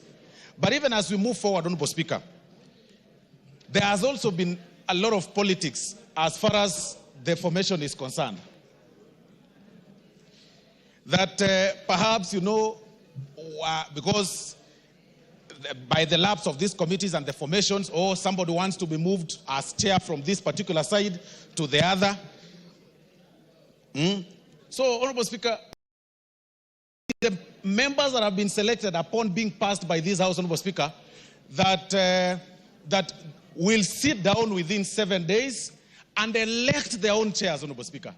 Let it never come out there for political reasons that, you know, perhaps the leadership is going to have so-and-so appointed as chair, so-and-so ejected as chair. I mean, those powers are not a preserve of the House leadership, Honorable Speaker. It is the prerogatives of the members that sit in those committees to elect the chair that they want, Honorable Speaker, so that people don't use such for politics. If you lose elections in the particular committee that you've been placed, please do not blame particular leaders or bring the issues of politics and political persuasions, which are neither here nor there, Honorable Speaker. So, Honorable Speaker, these committees, upon being passed by this House, the membership, as indicated in the schedule, Honorable Speaker, have 7 days to sit and elect their chair and vice chair. And then they come up with a schedule of their programs. And of course, there are so many urgent matters that needs to be handled. Several matters, Honorable Speaker, all along in the past 2 weeks have been handled by the Liaison Committee. And I'm sure the Liaison Committee has really had, through the chair, your deputy, Honorable Speaker, they've really been very, very busy moving around the corridors to do the work that the particular committees or specific committees ought to have done. And that is why we urge the committees, Honorable Speaker, once they form, they elect their chairs and vice chairs, move with speed. Urgent matters should be handled, should be expedited with speed. The issues of the NG-CDF, Honorable Speaker, the issue of budget policy statements, the issues of the supplementary budget, all those other issues, Honorable Speaker, should be handled by these committees once they've been formed. So, Honorable Speaker, I therefore beg to move in the amended form the Committee on Regional Integration, Honorable Speaker, to also include the Honorable Irene Mayaka, who should or who will replace the Honorable Orero Peter Ochieng. And that is the amended form, Honorable Speaker. The Committee on the Regional Integration. It is, in particular, let me check the page, Honorable Speaker.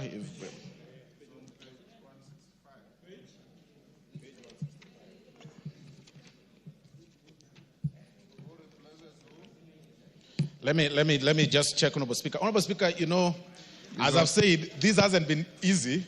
When we were moving this earlier, 165.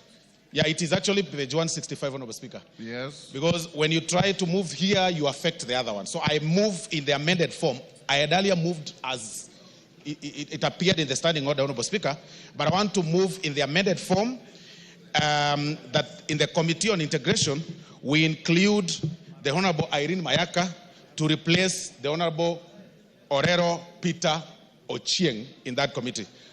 I move, Honorable Speaker, and I request the most gracious minority whip, the Honorable Millie Odhiambo, to second. There can't be anything out of order. The motion has not been seconded. Irene? Sorry, not Irene, Millie. Thank you, Mr. Speaker. Mr. Speaker, I ask to second this motion. And Mr. Form. Speaker, I wish to indicate. You are seconding as is or in amended form? In amended form, sorry, Mr. Speaker. I wish to second the motion in amended form, Mr. Speaker. And in seconding, Mr. Speaker, I wish to indicate, just as the majority whip has indicated, that there are committees that whose terms have expired mid-term, Mr. Speaker, and therefore are being reconstituted. But, Mr. Speaker, there are also members that have shown different interests in different other committees, and there are also some vacancies that were rising either because a member has passed on or because a member lost the seat. And so, Mr. Speaker, we have done that as well. Mr. Speaker, one of the things I would wish to indicate is that when we are doing this process, I requested our side for members to show interest in different positions. Mr. Speaker, more than 40 members indicated interest in changing committees. And Mr. Speaker, with that in mind, and again, I think the majority whip indicated that most members were interested mainly or primarily in 4 committees, including one committee in which I serve, and I've actually had to let go of the committee. And Mr. Speaker, despite that, you will still find that members are still, some members may not feel like their interests have been met. We just wish to indicate it would have been my wish and my choice that everybody got what they wanted, but unfortunately the positions that are there are not enough. I would also wish to indicate, Mr. Speaker, that members can also borrow from me. Last parliament, I was only in one committee, but I'm here again still serving my 4th term. So sometimes it's not committees that make a difference. It's the work you do in this house, and it's the work you do for your constituents. Mr. Speaker, one of the things that we took into consideration, of course, is the issue of gender, is the issue of regional balance, is the issue of ranking, amongst other factors, Mr. Speaker. But of course, Mr. Speaker, in the process, some of the members may not have got what they wanted. And Mr. Speaker, one of the things that I want to reiterate is the fact that after this process, and we go through elections, Mr. Speaker, there will be a second round of reorganization. So I want to encourage members that have not got the committees that they are interested in to hold on and wait for the second level of reorganization. Otherwise, Mr. Speaker, I do second and thank Honorable Osoro. Thank you, Mr. Speaker. Order members on their feet, take your seats. Take your seats.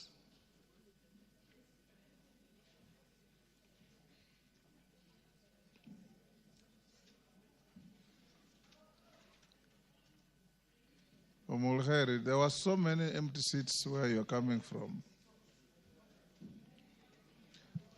Honourable members, I now propose the question at order number 9, which is that pursuant to the provisions of the Standing Order 175 and further to the resolution of the House on 27 October 2022, this House approves the appointment of members to the respective committees of the House as specified in the schedule to the supplementary order paper for 5th March 2025 afternoon sitting, subject to the amendment appearing at page 165 on the Committee on Regional Integration, where at number 16, Irene Mayaka, Honorable, replaces Honorable Orero Peter Ocheng, MP.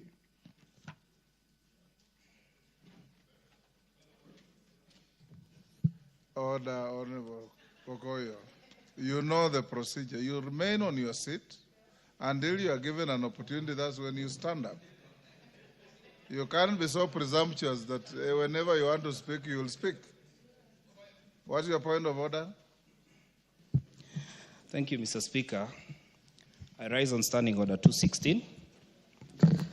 Mr. Speaker, Standing Order 216.2, provides that a member appointed to a departmental committee at the commencement of a parliament at any other time during the term of parliament shall, unless the House resolves otherwise, serve for the term of the parliament, subject to Standing Order 217. Mr. Speaker, Standing Order 176. Standing Order 176, Mr. Speaker, provides the criteria, Mr. Speaker, of the discharge of a member from a committee. Mr. Speaker, I have been a member of the Departmental Committee on Energy, Forestry and Mining. Standing Order 176 provides that a party may discharge a member from a select committee after the member has been accorded an opportunity. Number two, it provides that the party whip of the party that nominates a member to a select committee shall give notice in writing to the Speaker with the intention of discharging that member from that select committee. And number three, most important, the Speaker shall, within 3 days of receipt of the notice, under paragraph 2, inform the member. Mr. Speaker, I am a member of the Departmental Committee on Energy, or on Environment. And Mr. Speaker, if I have been removed, the standing orders provide that 176 shall apply on Standing Order 216. It is even written there. Mr. Speaker, you cannot remove a member from a committee. I am not in the list on the Committee on Environment, Forestry and Mining, which I was nominated to at the beginning of this parliament. Mr. Speaker, even if Osoro, even if Ichungwa does not want me in this committee, you must remove me procedurally. Give me a hearing, notify the Speaker to give me a notice. Mr. Speaker, it will not be in order to continue with whatever is happening here, because it is okay to remove me. It is within the procedure and rules. These standing orders, Mr. Speaker, you are one of the creators of these standing orders. I have used them for the last 12 years. I was a whip of our county assembly, so I know how to use standing orders. You cannot remove me without, I need letters written to me. Accord me a hearing. After according me a hearing, now give notice to the Speaker. The Speaker will tell me within 3 days, you cannot remove me in the morning. I have been a member of this committee and I cannot remove in the manner in which you want to remove me. However powerful you are, it is not correct. In table before is kangaroo, it is null and void because they are standing orders. Traditions. When Mheshimiwa Kimani Ichung'wah, several honorable members, the honorable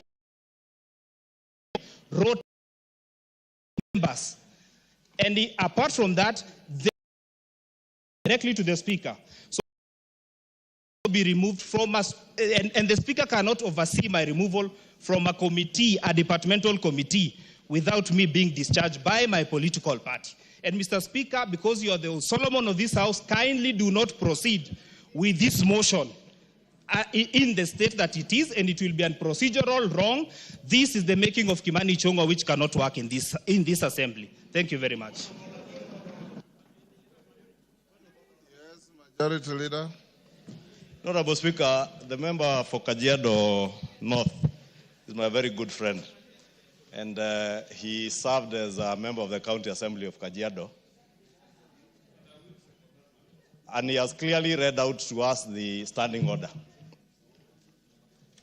I will choose to ignore the invocation of the name Kimani Ichung'wah, which is now a spot for those who have nothing else to speak about. They can only speak about Kimani Ichung'wah, and I know why he's trying to invoke my name. But I will restrict myself to the provisions of the standing orders. The standing orders, Honorable Speaker, make it clear, unless otherwise resolved by the House.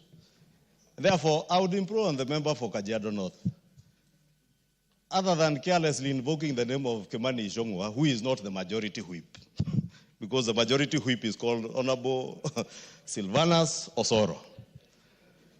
Other than doing that, he should be spending his time now convincing the House to resolve otherwise.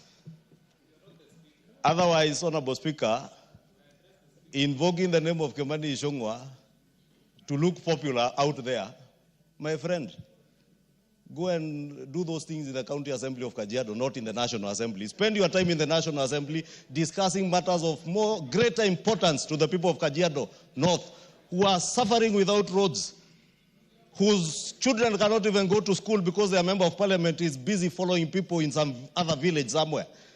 Why don't you follow members of your constituency in their own constituency addressing the issues? I will not allow, Honorable Speaker, any member to use my name or invoke my name to try and seek cheap publicity. Our standing orders are very clear, and our Bongogoyo should know that. Deal with matters to do with your constituents. And there is also some levels of insatiable greed that we cannot be able to satisfy as a House. And therefore, Honorable Speaker, the issue raised is simple. Let the Honorable Ngogoyo convince members of this House to resolve otherwise. Otherwise, the standing order, as he read, is very well, is in very simple language that even a member of a county assembly can be able to interpret. Osoro. Osoro. Honorable Speaker, thank you very much. Honorable Speaker, when I moved this particular motion, I did indicate that coming up with a list of committees in any particular committee, Honorable Speaker, is not very easy. The movement of one to the other affects another. And it is by... Address the issue he has raised. It's very simple. That is where I'm heading to, Honorable Speaker. I'm making my case. Yes. I'm making my case that the movement of one member to another committee must affect the other because there are issues of regional balance, there are issues of gender, there are issues of party, Honorable Speaker. I am actually not aware, and I'm now checking, that the particular committee that he intended to be included, or rather he has been serving, Honorable Speaker, his name is missing. Then it must be placed somewhere for that list, Honorable Speaker. Take your seat. But even with that... Take your seat. Take your seat. I expected you as a good lawyer to be listening. The Honorable Ngogoyo is raising an objection under Standing Order 176 on the allegation of discharge of a member from the committee. He is clearly out of order. What is before the House is a reconstitution of committees, is not discharge of members from any committee. If you looked at your standing orders very well, we are dealing with reconstitution of committees, and it's up to the House to resolve that the list brought by the whips is voted for in the affirmative, whereafter committees will be reconstituted, or voted on in the negative, whereafter I'll send them back to the drawing board to reconstitute the committees. When a member is singularly or with another discharged from a committee, that will then come in a separate form, and I'll address it when it does come. So you're out of order. Order, Ngogoyo. Yes, Kiamba, is that Kiamba? Thank you, Honorable Speaker, and I have a point to express in relation to the committees. Last time, some of us never got departmental committees. We went to the chairs concerned, we explained, and even up to now, we have not gotten departmental committee. I find this very marginalizing and not even having an altar of accountability. When you take some members as second-class members of parliament, even when we've made official requests and you are maintained, you don't have a substantial departmental committee for 2 consecutive times. I mean, is that with the fairness, what people sat down and really, and even some people are more than 2 departmental committees. I think, Honorable Speaker, I'm not here by accident. I'm here by design, and I'm here representing people who need to hear my voice in areas which matters. So I think that needs to be considered. Thank you, Honorable Speaker. Thank you. Yes, Ondo. Chair, I have keenly Address listened. the Speaker. Yes, Speaker, Yes. I've keenly listened to the sentiment raised by members. I've also keenly listened to presentation by the majority whip. And Honorable Chair, was in the issue Honorable Speaker. Sorry, Speaker. Honorable Speaker, I just hope and pray that the statement made by the majority whip on the issue of appointment of chairs and vice chairs is a true statement not meant for the public gallery. Honorable Speaker, members of parliament are here by design, having been elected by their people. When they go to those committees, we do hope and pray, Honorable Speaker, that in your wisdom and in your good guidance to this House, do not allow, do not attempt, or do not permit, where issues are raised, allow the members to exercise democratic rights, elect their leadership without interference from other quarters. I do want to believe and trust it has gone unanswered, would have no other interference from any other quarter. Oundo. Thank you, Honorable Speaker. Honorable Oundo, the Speaker has no role in the election of chairs of committees. The dynamics I've been in this space for quite some time. And when you go to committees, you have your vote. You're also subject to your whipping. You are subject to the dynamics of your coalitions, the dynamics in your parties. And I want to encourage you to leave the Speaker out of this, because this is about the various coalitions and parties in the House. Even the point raised by the distinguished member for Kiamba, you are for Kilome or Mboni? Makueni. In the House Business Committee sits your team leader from Wiper Party, who is also the deputy leader of the minority party in the Azimio coalition. And he is satisfied with the composition of the committees. So take the argument that you have proposed back to them and let them listen to you. As it is now, this list was approved by House Business Committee, in which sits all your leadership, majority leader and his whip, minority leader and his whip, and your team leader within the enclave of Wiper. They have passed this in the House Business Committee. Now that the matter has come to the floor, you have only two options: to resolve to approve the list, or to resolve to reject the list. If you do, then your leaders will go back to the drawing board and readjust and refresh and reflect on why the motion has been negatived. But as it is now, the Speaker cannot sit on appeal here. Just like the good point raised by Honorable Ngogoyo, he's raised a good point in a wrong forum.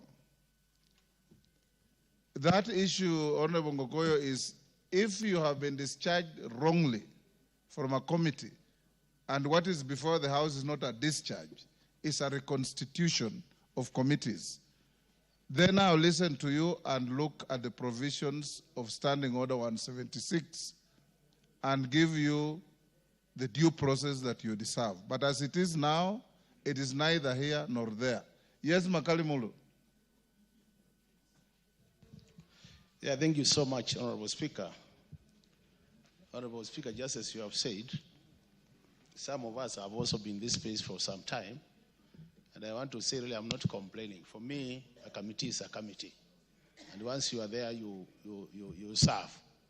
But I think there are some facts, we must put them on record, so that as we go to the future, they will inform this House.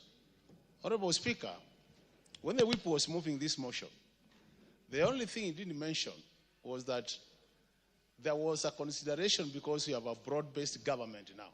That was also considered, Honorable Speaker. Why am I saying it was considered? Honorable Speaker, I've been a member of public debt. I've been the first chair of that committee for the last 2.5 years.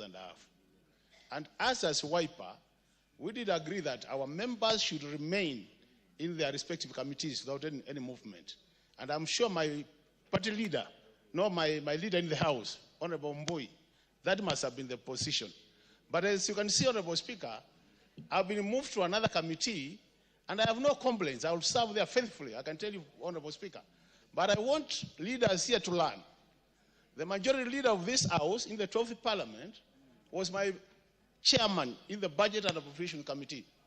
And because of these political considerations, he was moved to other committees. And I thought this year, he would take this opportunity and make sure that members are not punished for relating the different individuals, Honorable Speaker. So, even though we don't want to say it, the truth of the matter, Honorable Speaker, is if we want this House to move to the next level in terms of democracy, we must allow members of this House to be in committees as they request. It is very unfortunate you find our members to departmental committees, Honorable Speaker. Some of us are in two select committees. And I thought if they were to remove me from public debt, they should have given me a departmental committee so that I also have a chance to serve in a departmental committee. But you realize, Honorable Speaker, I'm moving from a select committee to another select committee, Honorable Speaker. So as I said, I'm not complaining, Honorable Speaker, and I will serve there faithfully, but all said and done, Honorable Speaker. Makali Mulu was a PhD in economics, and I thought I would serve better in public debt than I would serve in regional integration, Honorable Speaker. I don't want to go beyond that, Honorable Speaker. I will be voting for the motion, yes, but I want that to go on record on that matter. Thank you, Honorable Makali Mulu. You have put it on record. Again, it's a good point being prosecuted in the wrong forum, because that point should be prosecuted in the court of Robert Mbuya and Millie Odhiambo and Junet Mohammed, not before the Speaker. Order, honorable members on their feet, take your seats. Bowen, take your seat. Today you are very, very mobile. What is the problem? Take your seats. The members standing at the back. Honorable members, since all I've been hearing are lamentations and not contributions to the motion, allow me to put the question at order number 9, which is that pursuant to the provisions of Standing Order 175 and further to the resolution of the House on 27 October 2022, this House approves the appointment of members to the respective committees of the House as specified in the schedule to the supplementary order paper for 5th March 2025 afternoon sitting, subject to the amendment at page 165, where the Honorable Orero Peter Ocheng MP, appearing at number 16, is replaced by the Honorable Irene Mayaka. As members of that opinion say aye. Aye. Will those of the contrary opinion say nay? Nay. The ayes have it. Honorable members, having passed that, you are obligated in the committees that have been reconstituted to elect leadership, chair and vice chairs, within 7 days. So this must be done on or before Wednesday next week. Tomorrow by 8 in the morning, the clerk is directed to release a schedule of meetings of the various committees so that you can be able to observe that schedule and meet as directed in the rooms directed with the clerk and his team superintending over the election of the leadership of the committees. So be on the lookout for the communication to that, the select committees. Secondly, Honorable Millie Odhiambo was sufficiently clear in her contribution that where there are gaps, order members, that where there are gaps or there are issues to be addressed like the one of Ngogoyo, Makali Mula, and so on, it is work in progress. You can go back to your caucuses, to your leadership. You will be listened to. If they find merit in what you raise, then they will be able to discharge one member for another, as in the case of Ngogoyo, or do whatever replacements which they can bring to the notice of the Speaker, and as and when they come, we'll give them due process. So take this as work in progress, because these are dynamic processes. From time to time, we lose members to death, to court processes, and so on. And others have to come and replace them in those positions. So it's directed so. By tomorrow morning, the clerk's schedule will be out, and start organizing yourselves to elect your leadership. Finally, the chair of every committee or vice chair is elected in accordance with the dynamics that you all know. So go on and elect and give us leadership that will help this House. And those who will be elected chairs of committees and vice chairs, I beseech you, be the first to create quorum in the House at all times. To whom more is given, much more is expected. Those who are given that privilege to lead committees, be the first to arrive in the House, be the last to leave the House. Like I did tell you, yours truly here in my many years, the Speaker always found me in the chamber, and I followed the Speaker out of the chamber every single working day. And Honorable Kainan is my witness to this. Please try and give this House quorum to work. Thank you. Next order.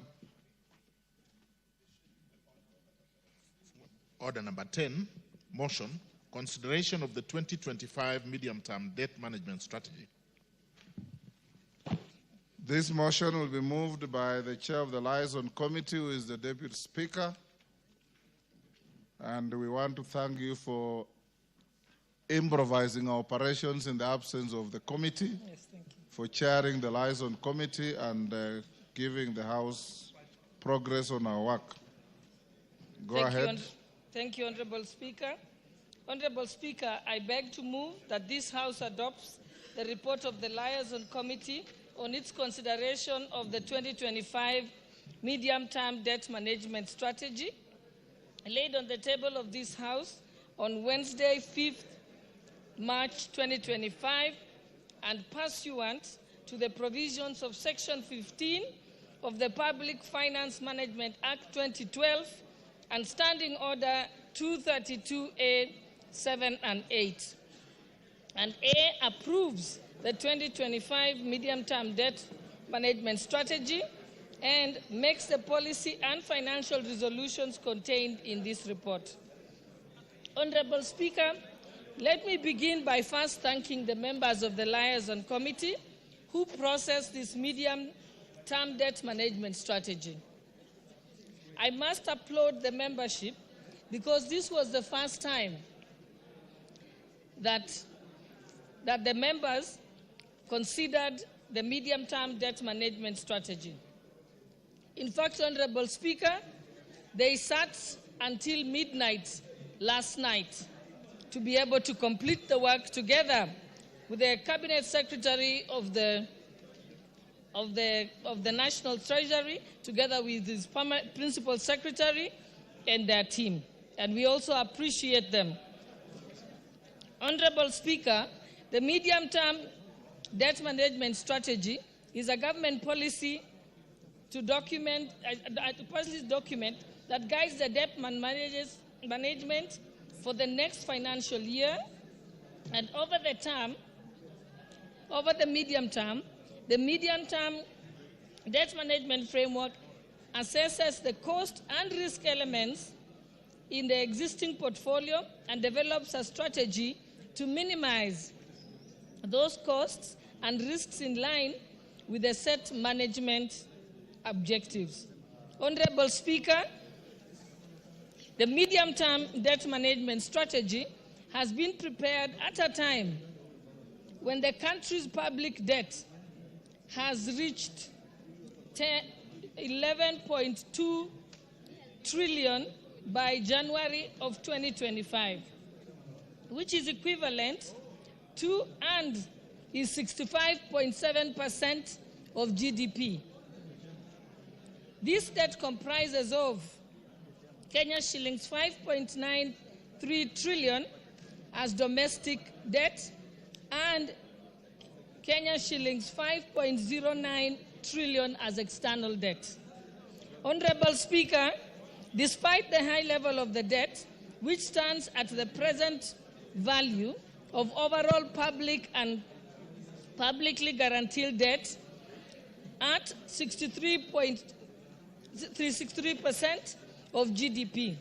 As per the latest debt sustainability analysis, this ratio is projected to decline to anchor the debt at 55% of GDP present value terms by 2028. And this, we got assurance from the Cabinet Secretary of the National Treasury that they are going to support and work hard to consolidate the government fiscal policies to ensure that they achieve this target. Honorable Speaker, the 2025 debt management strategy aims to optimize access to external concessional borrowing and to undertake liability management to minimize the costs and the risks of our debt portfolio. Order, honorable members. Honorable Speaker. Hold, Deputy Speaker. Honorable members conducting various illegal kamkunjis. Madenge and your group, is that Honorable Madenge? Karemba? You are holding an illegal kamkunji in the chamber. Honorable members, this is a very important motion being moved. I would be expecting dead silence. Go on, Deputy Speaker. Thank you, Honorable Speaker. Honorable Speaker, the 2025 debt management strategy aims to optimize access to external concessional borrowing and undertake liability management to minimize the costs and risks in Kenya's debt portfolio. Honorable Speaker, the reason why external borrowing is relatively cheaper than domestic debt is due to the large share of concessional loans from multilateral lenders such as World Bank and our development partners. Indeed, 54% of the total external debt portfolio is concessional, and that significantly contributes to the sustainability of Kenya's debt. Honorable Speaker, during our review, we noted that the external commercial borrowing is relatively expensive compared to concessional loans, as previously mentioned. To address this issue, the 2025 mid-term debt management strategy proposes to reduce the share of commercial loans by taking various measures, including paying off some of the most expensive loans and exploring cheaper debt instruments such as our green bonds. Honorable Speaker, following the review of the 2025 mid-term debt strategy, the committee observed that the government will borrow Kenya shillings 831.1 billion, which is equivalent to the fiscal deficit in the 2025 budget policy statement. The amount to be borrowed will be sourced from domestic and external sources at a ratio of 65% and 35% respectively. We were informed by the National Treasury that it is important to have a mix of different types of debt so that you spread your risk from financial shocks. Honorable Speaker, the committee also made the key following recommendations, and which I urge members to support. We had non-financial recommendations and financial recommendations. On the non-financial recommendations that we are requesting the House to support are the following. 1, to meet the Public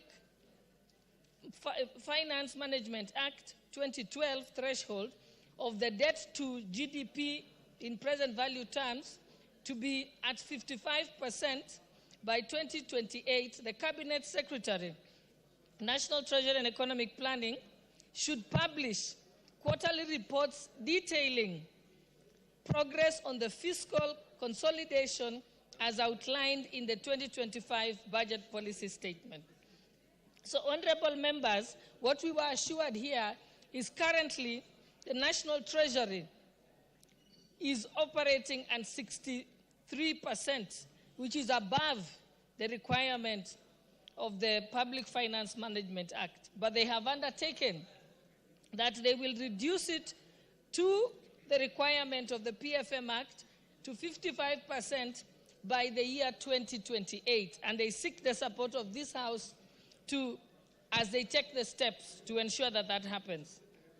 2, the Cabinet Secretary of the National Treasury and Economic Planning, the Governor of Central Bank, the Controller of Budget should fully automate the withdrawal of debt service payments from the Consolidated Fund by the 31st of May 2025 and submit that report to this House, the National Assembly, within 15 days.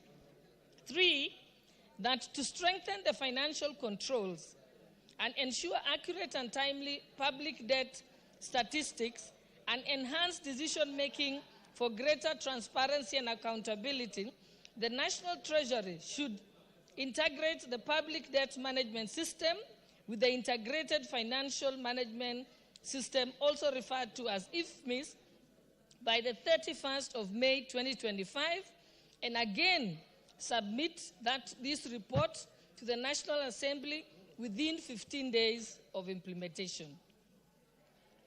4, that to mitigate the growing risk of domestic debt and interest payments and to reduce the tendency of the government borrowing funds held by public entities, the National Treasury should deploy a Treasury single account,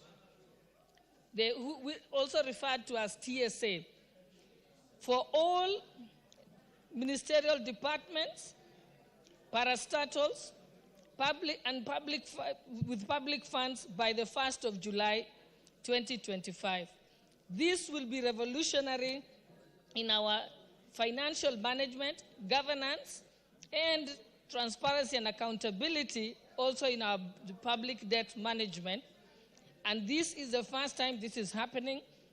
Of course, we were informed that many MDAs and parastatals do not want this system because of its great transparency and accountability. 5, we also recommended that to improve the transparency and accountability in anticipated increase in domestic borrowing, the Cabinet Secretary of the National Treasury and Economic Planning should do the following within 60 days. 1, form a working committee to establish the criteria for assessing the effectiveness of utilization of borrowed funds by ministries, departments, and agencies. And 2, to establish a register of government securities pursuant to Section 55 of the Public Finance Management Act. And 3, to create a record in the debt register of the details on the utilization of the borrowed funds, including the set of projects funded from the proceeds of infrastructure bonds. The other recommendation, 6, is that the Cabinet Secretary of the National Treasury and Economic Planning should establish an interagency committee including representatives from the central bank and the controller of budget, to review the public debt procurement process, debt utilization, and submit a report to the National Assembly by the 31st of May 2025. And the seventh recommendation is that the Cabinet Secretary, National Treasury and Economic Planning, should establish an interagency committee, including representatives from the central bank and the controller of budget, to review our debts and report quarterly to the National Assembly. And 8, which is the last of our non-financial recommendations, is that the Cabinet Secretary of the National Treasury and Economic Planning shall report and seek approval from the National Assembly on any variation to the approved borrowing mix in 2025 medium-term debt management strategy, which is what we have submitted now.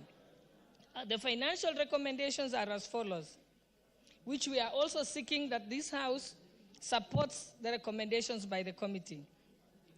That the fiscal target for the medium term is approved and set at 4.3% of GDP for the financial year 2025-2026 and 3.5% of GDP for the financial year 2026-2027 and 3.2% of GDP for the financial year 2027-2028, in line with the fiscal consolidation path.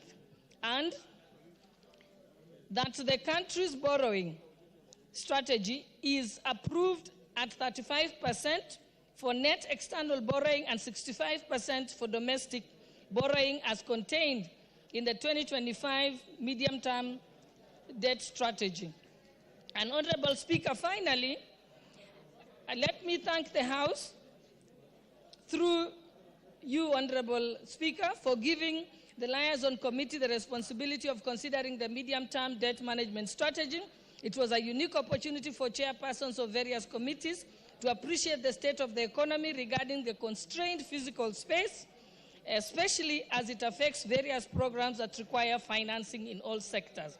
And like I said earlier, Honorable Speaker, the Liaison Committee were very diligent and worked up to midnight last night and up to 10 p.m. the night before. And as Honorable Speaker, I thank you and I beg to move and request Honorable Martha Wangare, MP for Gilgil and Vice Chairperson to second. The Honorable Martha Wangare. Thank you. Thank you, Mr. Speaker. Mr. Speaker, allow me to second this motion and this report, this medium-term debt management strategy, Mr. Speaker. And I also want to join my chair in appreciating the members of the Liaison Committee. Mr. Speaker, you realize this was not a usual kind of thing. Many of these chairs actually appear before the Budget and Appropriation Committee, but for the first time, they were able... Order, members, order. The Honorable Murugara, the Honorable Tindi Mwale, the Honorable Indikiri, the Honorable Maklap. Could you all take your seats? Could we consult in low tone so that we could hear the Honorable Member contributing? Mr. Speaker, thank you for the protection. I was saying, Mr. Speaker, for the first time, the chairs of departmental committees were able to interact directly with the MTDS and, more importantly, engage stakeholders on it. And, Mr. Speaker, what that gave us is a unique opportunity to have a dashboard experience in terms of looking at not only your committee, but also the general overview in the country, Mr. Speaker. Mr. Speaker, we have also taken time to learn a lot of terms that we didn't know. I personally have realized, I used to think ATM is just automated teller machine. I have realized it has another new meaning, that it is the average time for maturity for debt, Mr. Speaker. But, Mr. Speaker, what came out specifically, there are many issues, and I know my chair has enumerated most of them, but I will just touch on some of the issues that were raised, especially... Honorable members, what we are discussing is a very important topic. I would wish that we hear the member in silence. Thank you. Thank you, Mr. Speaker. There is a lot of excitement. I would think it's because of the previous motion that has passed in the floor. So, Mr. Speaker, I will continue and say some of the issues that we have raised, we took time to meet with different stakeholders. We met with the Comptroller of Budget. We met with the Office of the Auditor General. We met the Ministry of Treasury until late last night. We also met and received a memoranda from other stakeholders, including, Mr. Speaker, civil society that wrote to us. We also got a written memoranda from the Central Bank of Kenya. Mr. Speaker, the issue of our debt has been a matter of discussion for obvious reason, because it also puts a strain in our management of our revenue versus expenditure, Mr. Speaker. The reason why it is heavy on our budget, Mr. Speaker, is because it has also risen over the years. Right now, we are speaking of 67%. We are speaking of actually 67.5% to the GDP, Mr. Speaker, against a recommendation and something that is actually put in law under PFM Act of 55% plus 5%, but with a date of 2028, Mr. Speaker. So one of the issues that we raised to the Treasury was to ask, what is your timeline in terms of ensuring that our debt is manageable and has come down to the recommended percentage? Mr. Speaker, the CS Treasury was very clear that it has actually been on a declining, and we are now at 65.7%, but very soon, and he actually gave by 2028, we should be looking not at 55%, but at 53%, Mr. Speaker. Mr. Speaker, the issue of fiscal deficit, that is the difference between government revenue and spending in any fiscal year, has been approved this year as at 4.3% of GDP, and it is estimated to be at 3.5% of GDP 2026, 2027, and eventually at 3.2% in 2027, 2028. Mr. Speaker, the issue of balance of this debt in terms of internal and external borrowing was another matter that was very critical. It has been actually proven that we are actually relying more on domestic borrowing than external borrowing, Mr. Speaker. And I know the external borrowing has been termed to be higher and more expensive. That is why you'll see the rates will be different, Mr. Speaker, because during our review, we were able to realize that the average interest charged on domestic debt is actually 13.2% relative to the interest rate on external debt, which is 3.7%. That's becoming substantially more expensive.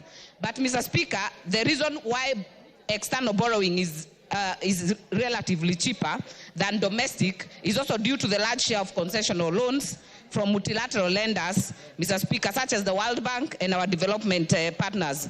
Indeed, Mr. Speaker, 54% of the total external debt portfolio is concessional, and that significantly contributes to the sustainability of the Kenya's debt. The other issues that members raised, Mr. Speaker, is the issue of the right application of debt, Mr. Speaker. What does that mean? What it means, Mr. Speaker, is that there is no single country I have had in the world that does not have debt. But the issue of where does this debt go is what Kenyans and many of our voters are actually keen about. They want to be sure, if you are borrowing to build roads, which roads are these? If you are borrowing to do dams, which dams are these? And, Mr. Speaker, that is why one of the recommendations that we have put to the Treasury is that it should, in the next very few days, Mr. Speaker, form a working committee to assess the effective utilization of these borrowed funds. And this, Mr. Speaker, will be a cross-cutting team by ministries, MDAs, departments, Mr. Speaker, and also the Comptroller of Budget, so that we are able to incorporate how well we are able to monitor these debts, Mr. Speaker. The other recommendation, Mr. Speaker, will be that Treasury will be expected to record in the debt register the details of this utilization, Mr. Speaker. And that interagency team is supposed to do exactly that, Mr. Speaker.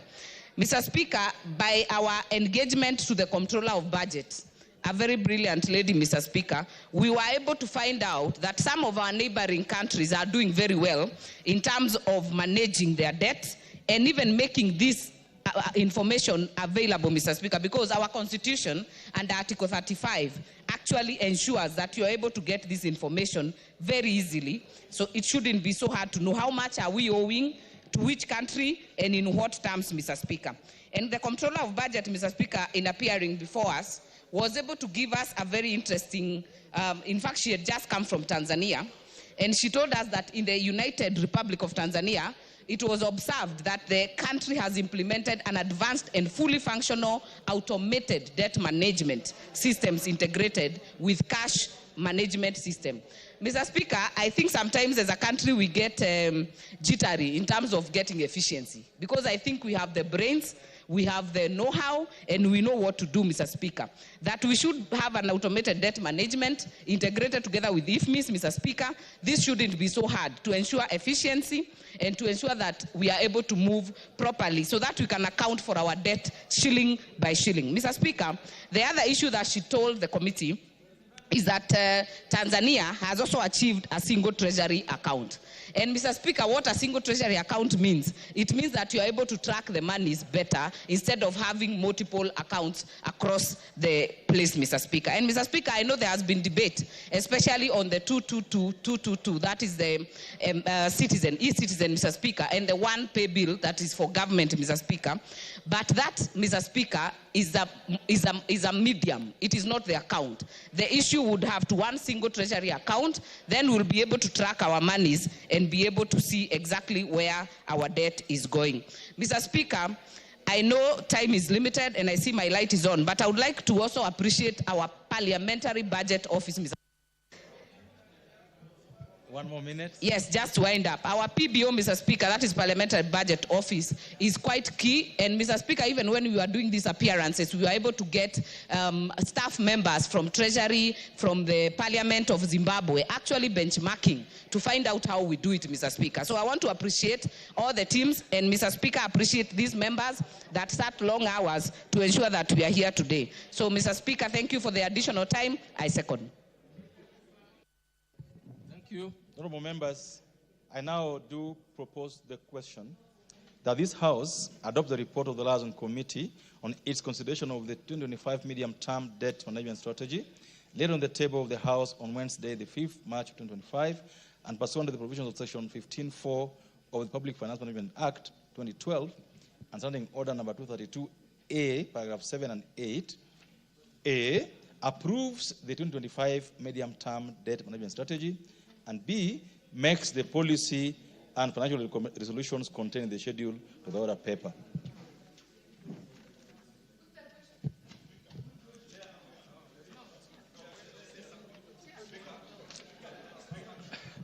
No, you don't catch up there of the speaker by doing that. You know that very well. You catch there of the speaker by logging in, and I will follow the table that is here. The first person on this table is the Honorable George Gitonga Murugara. Are you on this? Murugara, are you on this? But the Majority Leader, I cannot see your card, Majority Leader. Thank you very much. Sorry, Mr. This chance, Murugara, your chance was lost because you're busy. So you allow the Majority Leader to go first, then you'll go after. Thank you, Honorable Speaker, for your indulgence.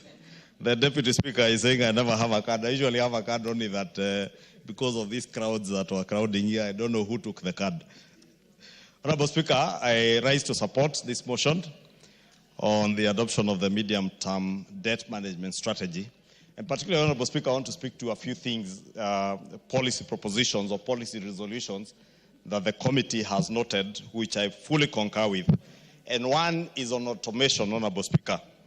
And if you look at some of the policy resolutions, they say that the Cabinet Secretary from the National Treasury, the Governor Central Bank, and the Controller of Budget should fully automate the withdrawal of debt service payments from the Consolidated Fund by the 31st of May this year and submit a report to the National Assembly. Honorable Speaker, I want to support that because part of the problems why we cannot get accurate data on our debt indebtedness as a country is because we have not fully automated our debt management processes.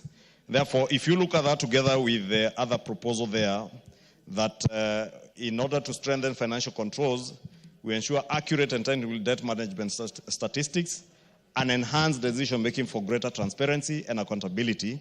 And again, they're asking that the National Treasury must or should integrate the public debt management system with the IFMI system, or the Integrated Financial Management System, again by 31st of May this year, and submit a report to the National Assembly within 15 days after the integration of the two systems.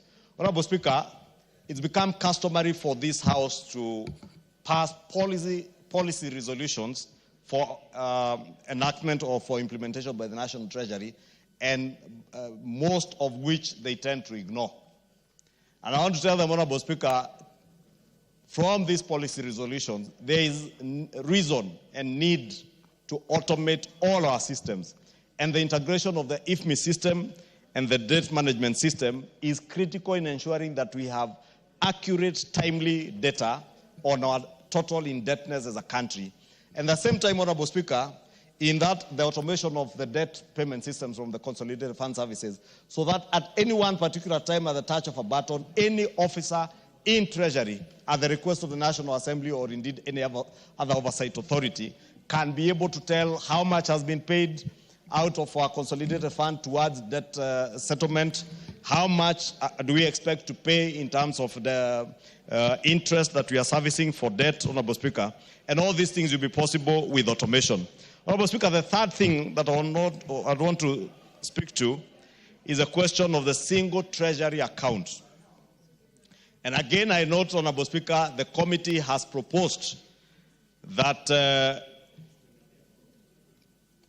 in order to mitigate the growing risk of domestic debt interest payments and to reduce the tendency of the government borrowing funds held by public entities, the National Treasury should deploy the single treasury account for all MDAs, parastatals, and public funds by 1st of July 2025.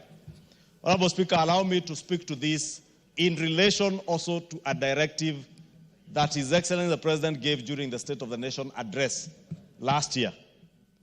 Because previously, I think former President... Honorable Kangogo, I'll not tire reminding you, I came to this House on 28th March 2013. You and the person speaking now. You can't be between him and the Speaker when he's contributing. You can't be. Thank you, Honorable Speaker. Honorable Pukosa says Honorable Kangogo is very mobile today.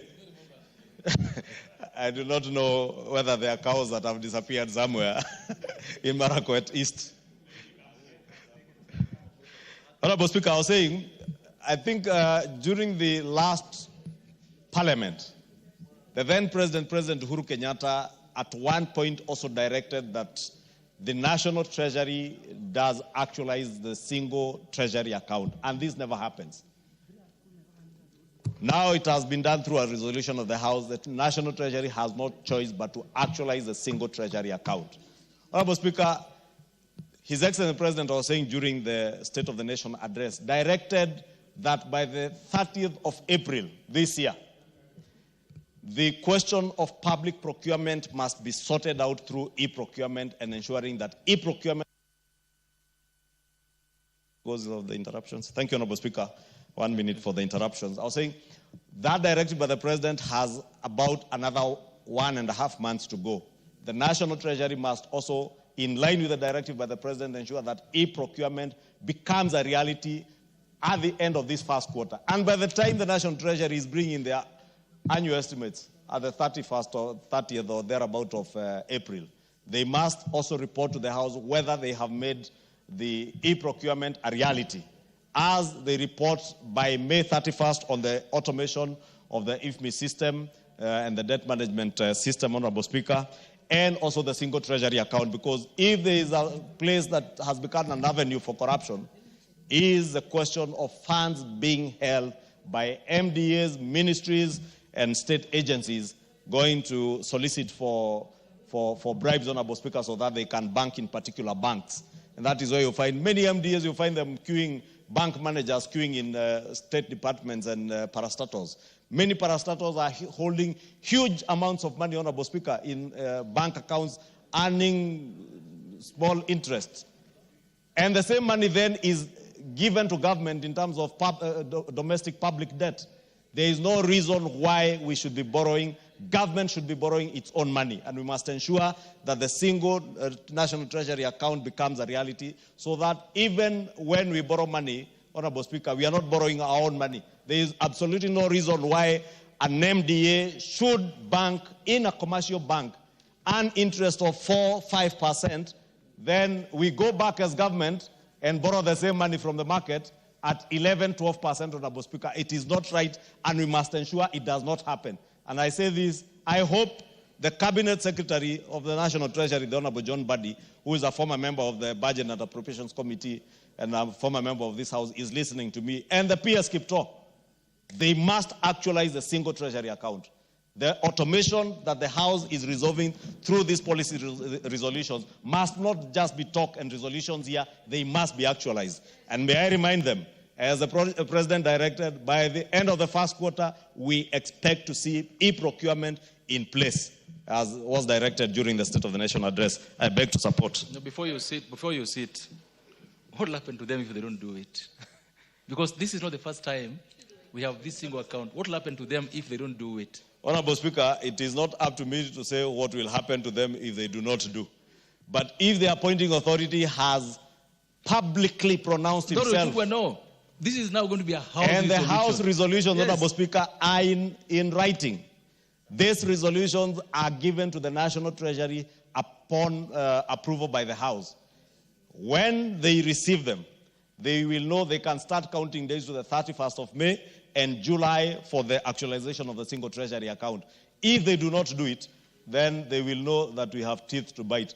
Those who have refused and threatened members of parliament by the roadsides have seen what happens. Now you can have your chance. Thank you. Thank you very much, Mr. Speaker. Mr. Speaker, allow me also to rise and support the adoption of the report of the Liaison Committee on its consideration of the medium-term debt management system, which we have dealt with this afternoon. Honorable Speaker, it is extremely important for this House to know that it is supposed to control the debt of the country, and that in place it should be a management system which is easy to comprehend and which is understandable to the House. The problem we have in the country is that many people think we borrow money, we do not account for it, much of it is looted, as a result of which everybody, including those who are not born, are debt-ridden. It is not true to say so, because when we listened to the officers from the Central Bank and the Ministry of Finance, the Treasury, actually there are systems regarding our debt system, and unfortunately these are not known to the country. They are also even not known to members of parliament, as a result of which we are all in limbo. And therefore, as we start this constitutional mandate we have of maintaining the debt system of the country, it is important to implore the National Treasury to ensure that we actually have the necessary paperwork that is understandable and comprehensible as we deal with our debt system. Allow me kindly to touch on one of the issues that arose regarding our debts when we had these meetings with the Cabinet Secretary and the National Treasury. We were convinced that possibly the money we borrow, most of it goes to recurrent expense and not to development. And this is the reason why there is a hue and cry from the country as to why we are borrowing and we cannot see development. We were actually, it was explained to us that if you borrow money and you do not use it prudently, then later on you would have two problems. Number one, the debt would be unpopular. Number two, you would not see the sense of repaying. And this is the reason why some countries default on their debt obligations. Therefore, it is vitally important for the country to know that yes, we are incurring debts, both domestic and external. But the purpose of those debts is to ensure that the country is better off than where it is. We posed one question: are there countries in this world that are debt-free? Because we felt maybe once upon a time in future, Kenya would be a debt-free country. The specialists who are economists and financialists informed us that they are not aware of any country in the world that is debt-free. What they know for sure is even some developed countries are more indebted than developing countries, but they use their monies very prudently. Therefore, to improve transparency and accountability in the anticipated increase of domestic borrowing, the Cabinet Secretary, National Treasury, should do the following. Number one, within 60 days, form a working committee to establish criteria for assessing effective utilization of borrowed money. Number two, record the debt register in details on the utilization of the money so that everybody who wants to know how a debt was spent actually has the information. With those remarks, I beg to support. The member for Kitui Central.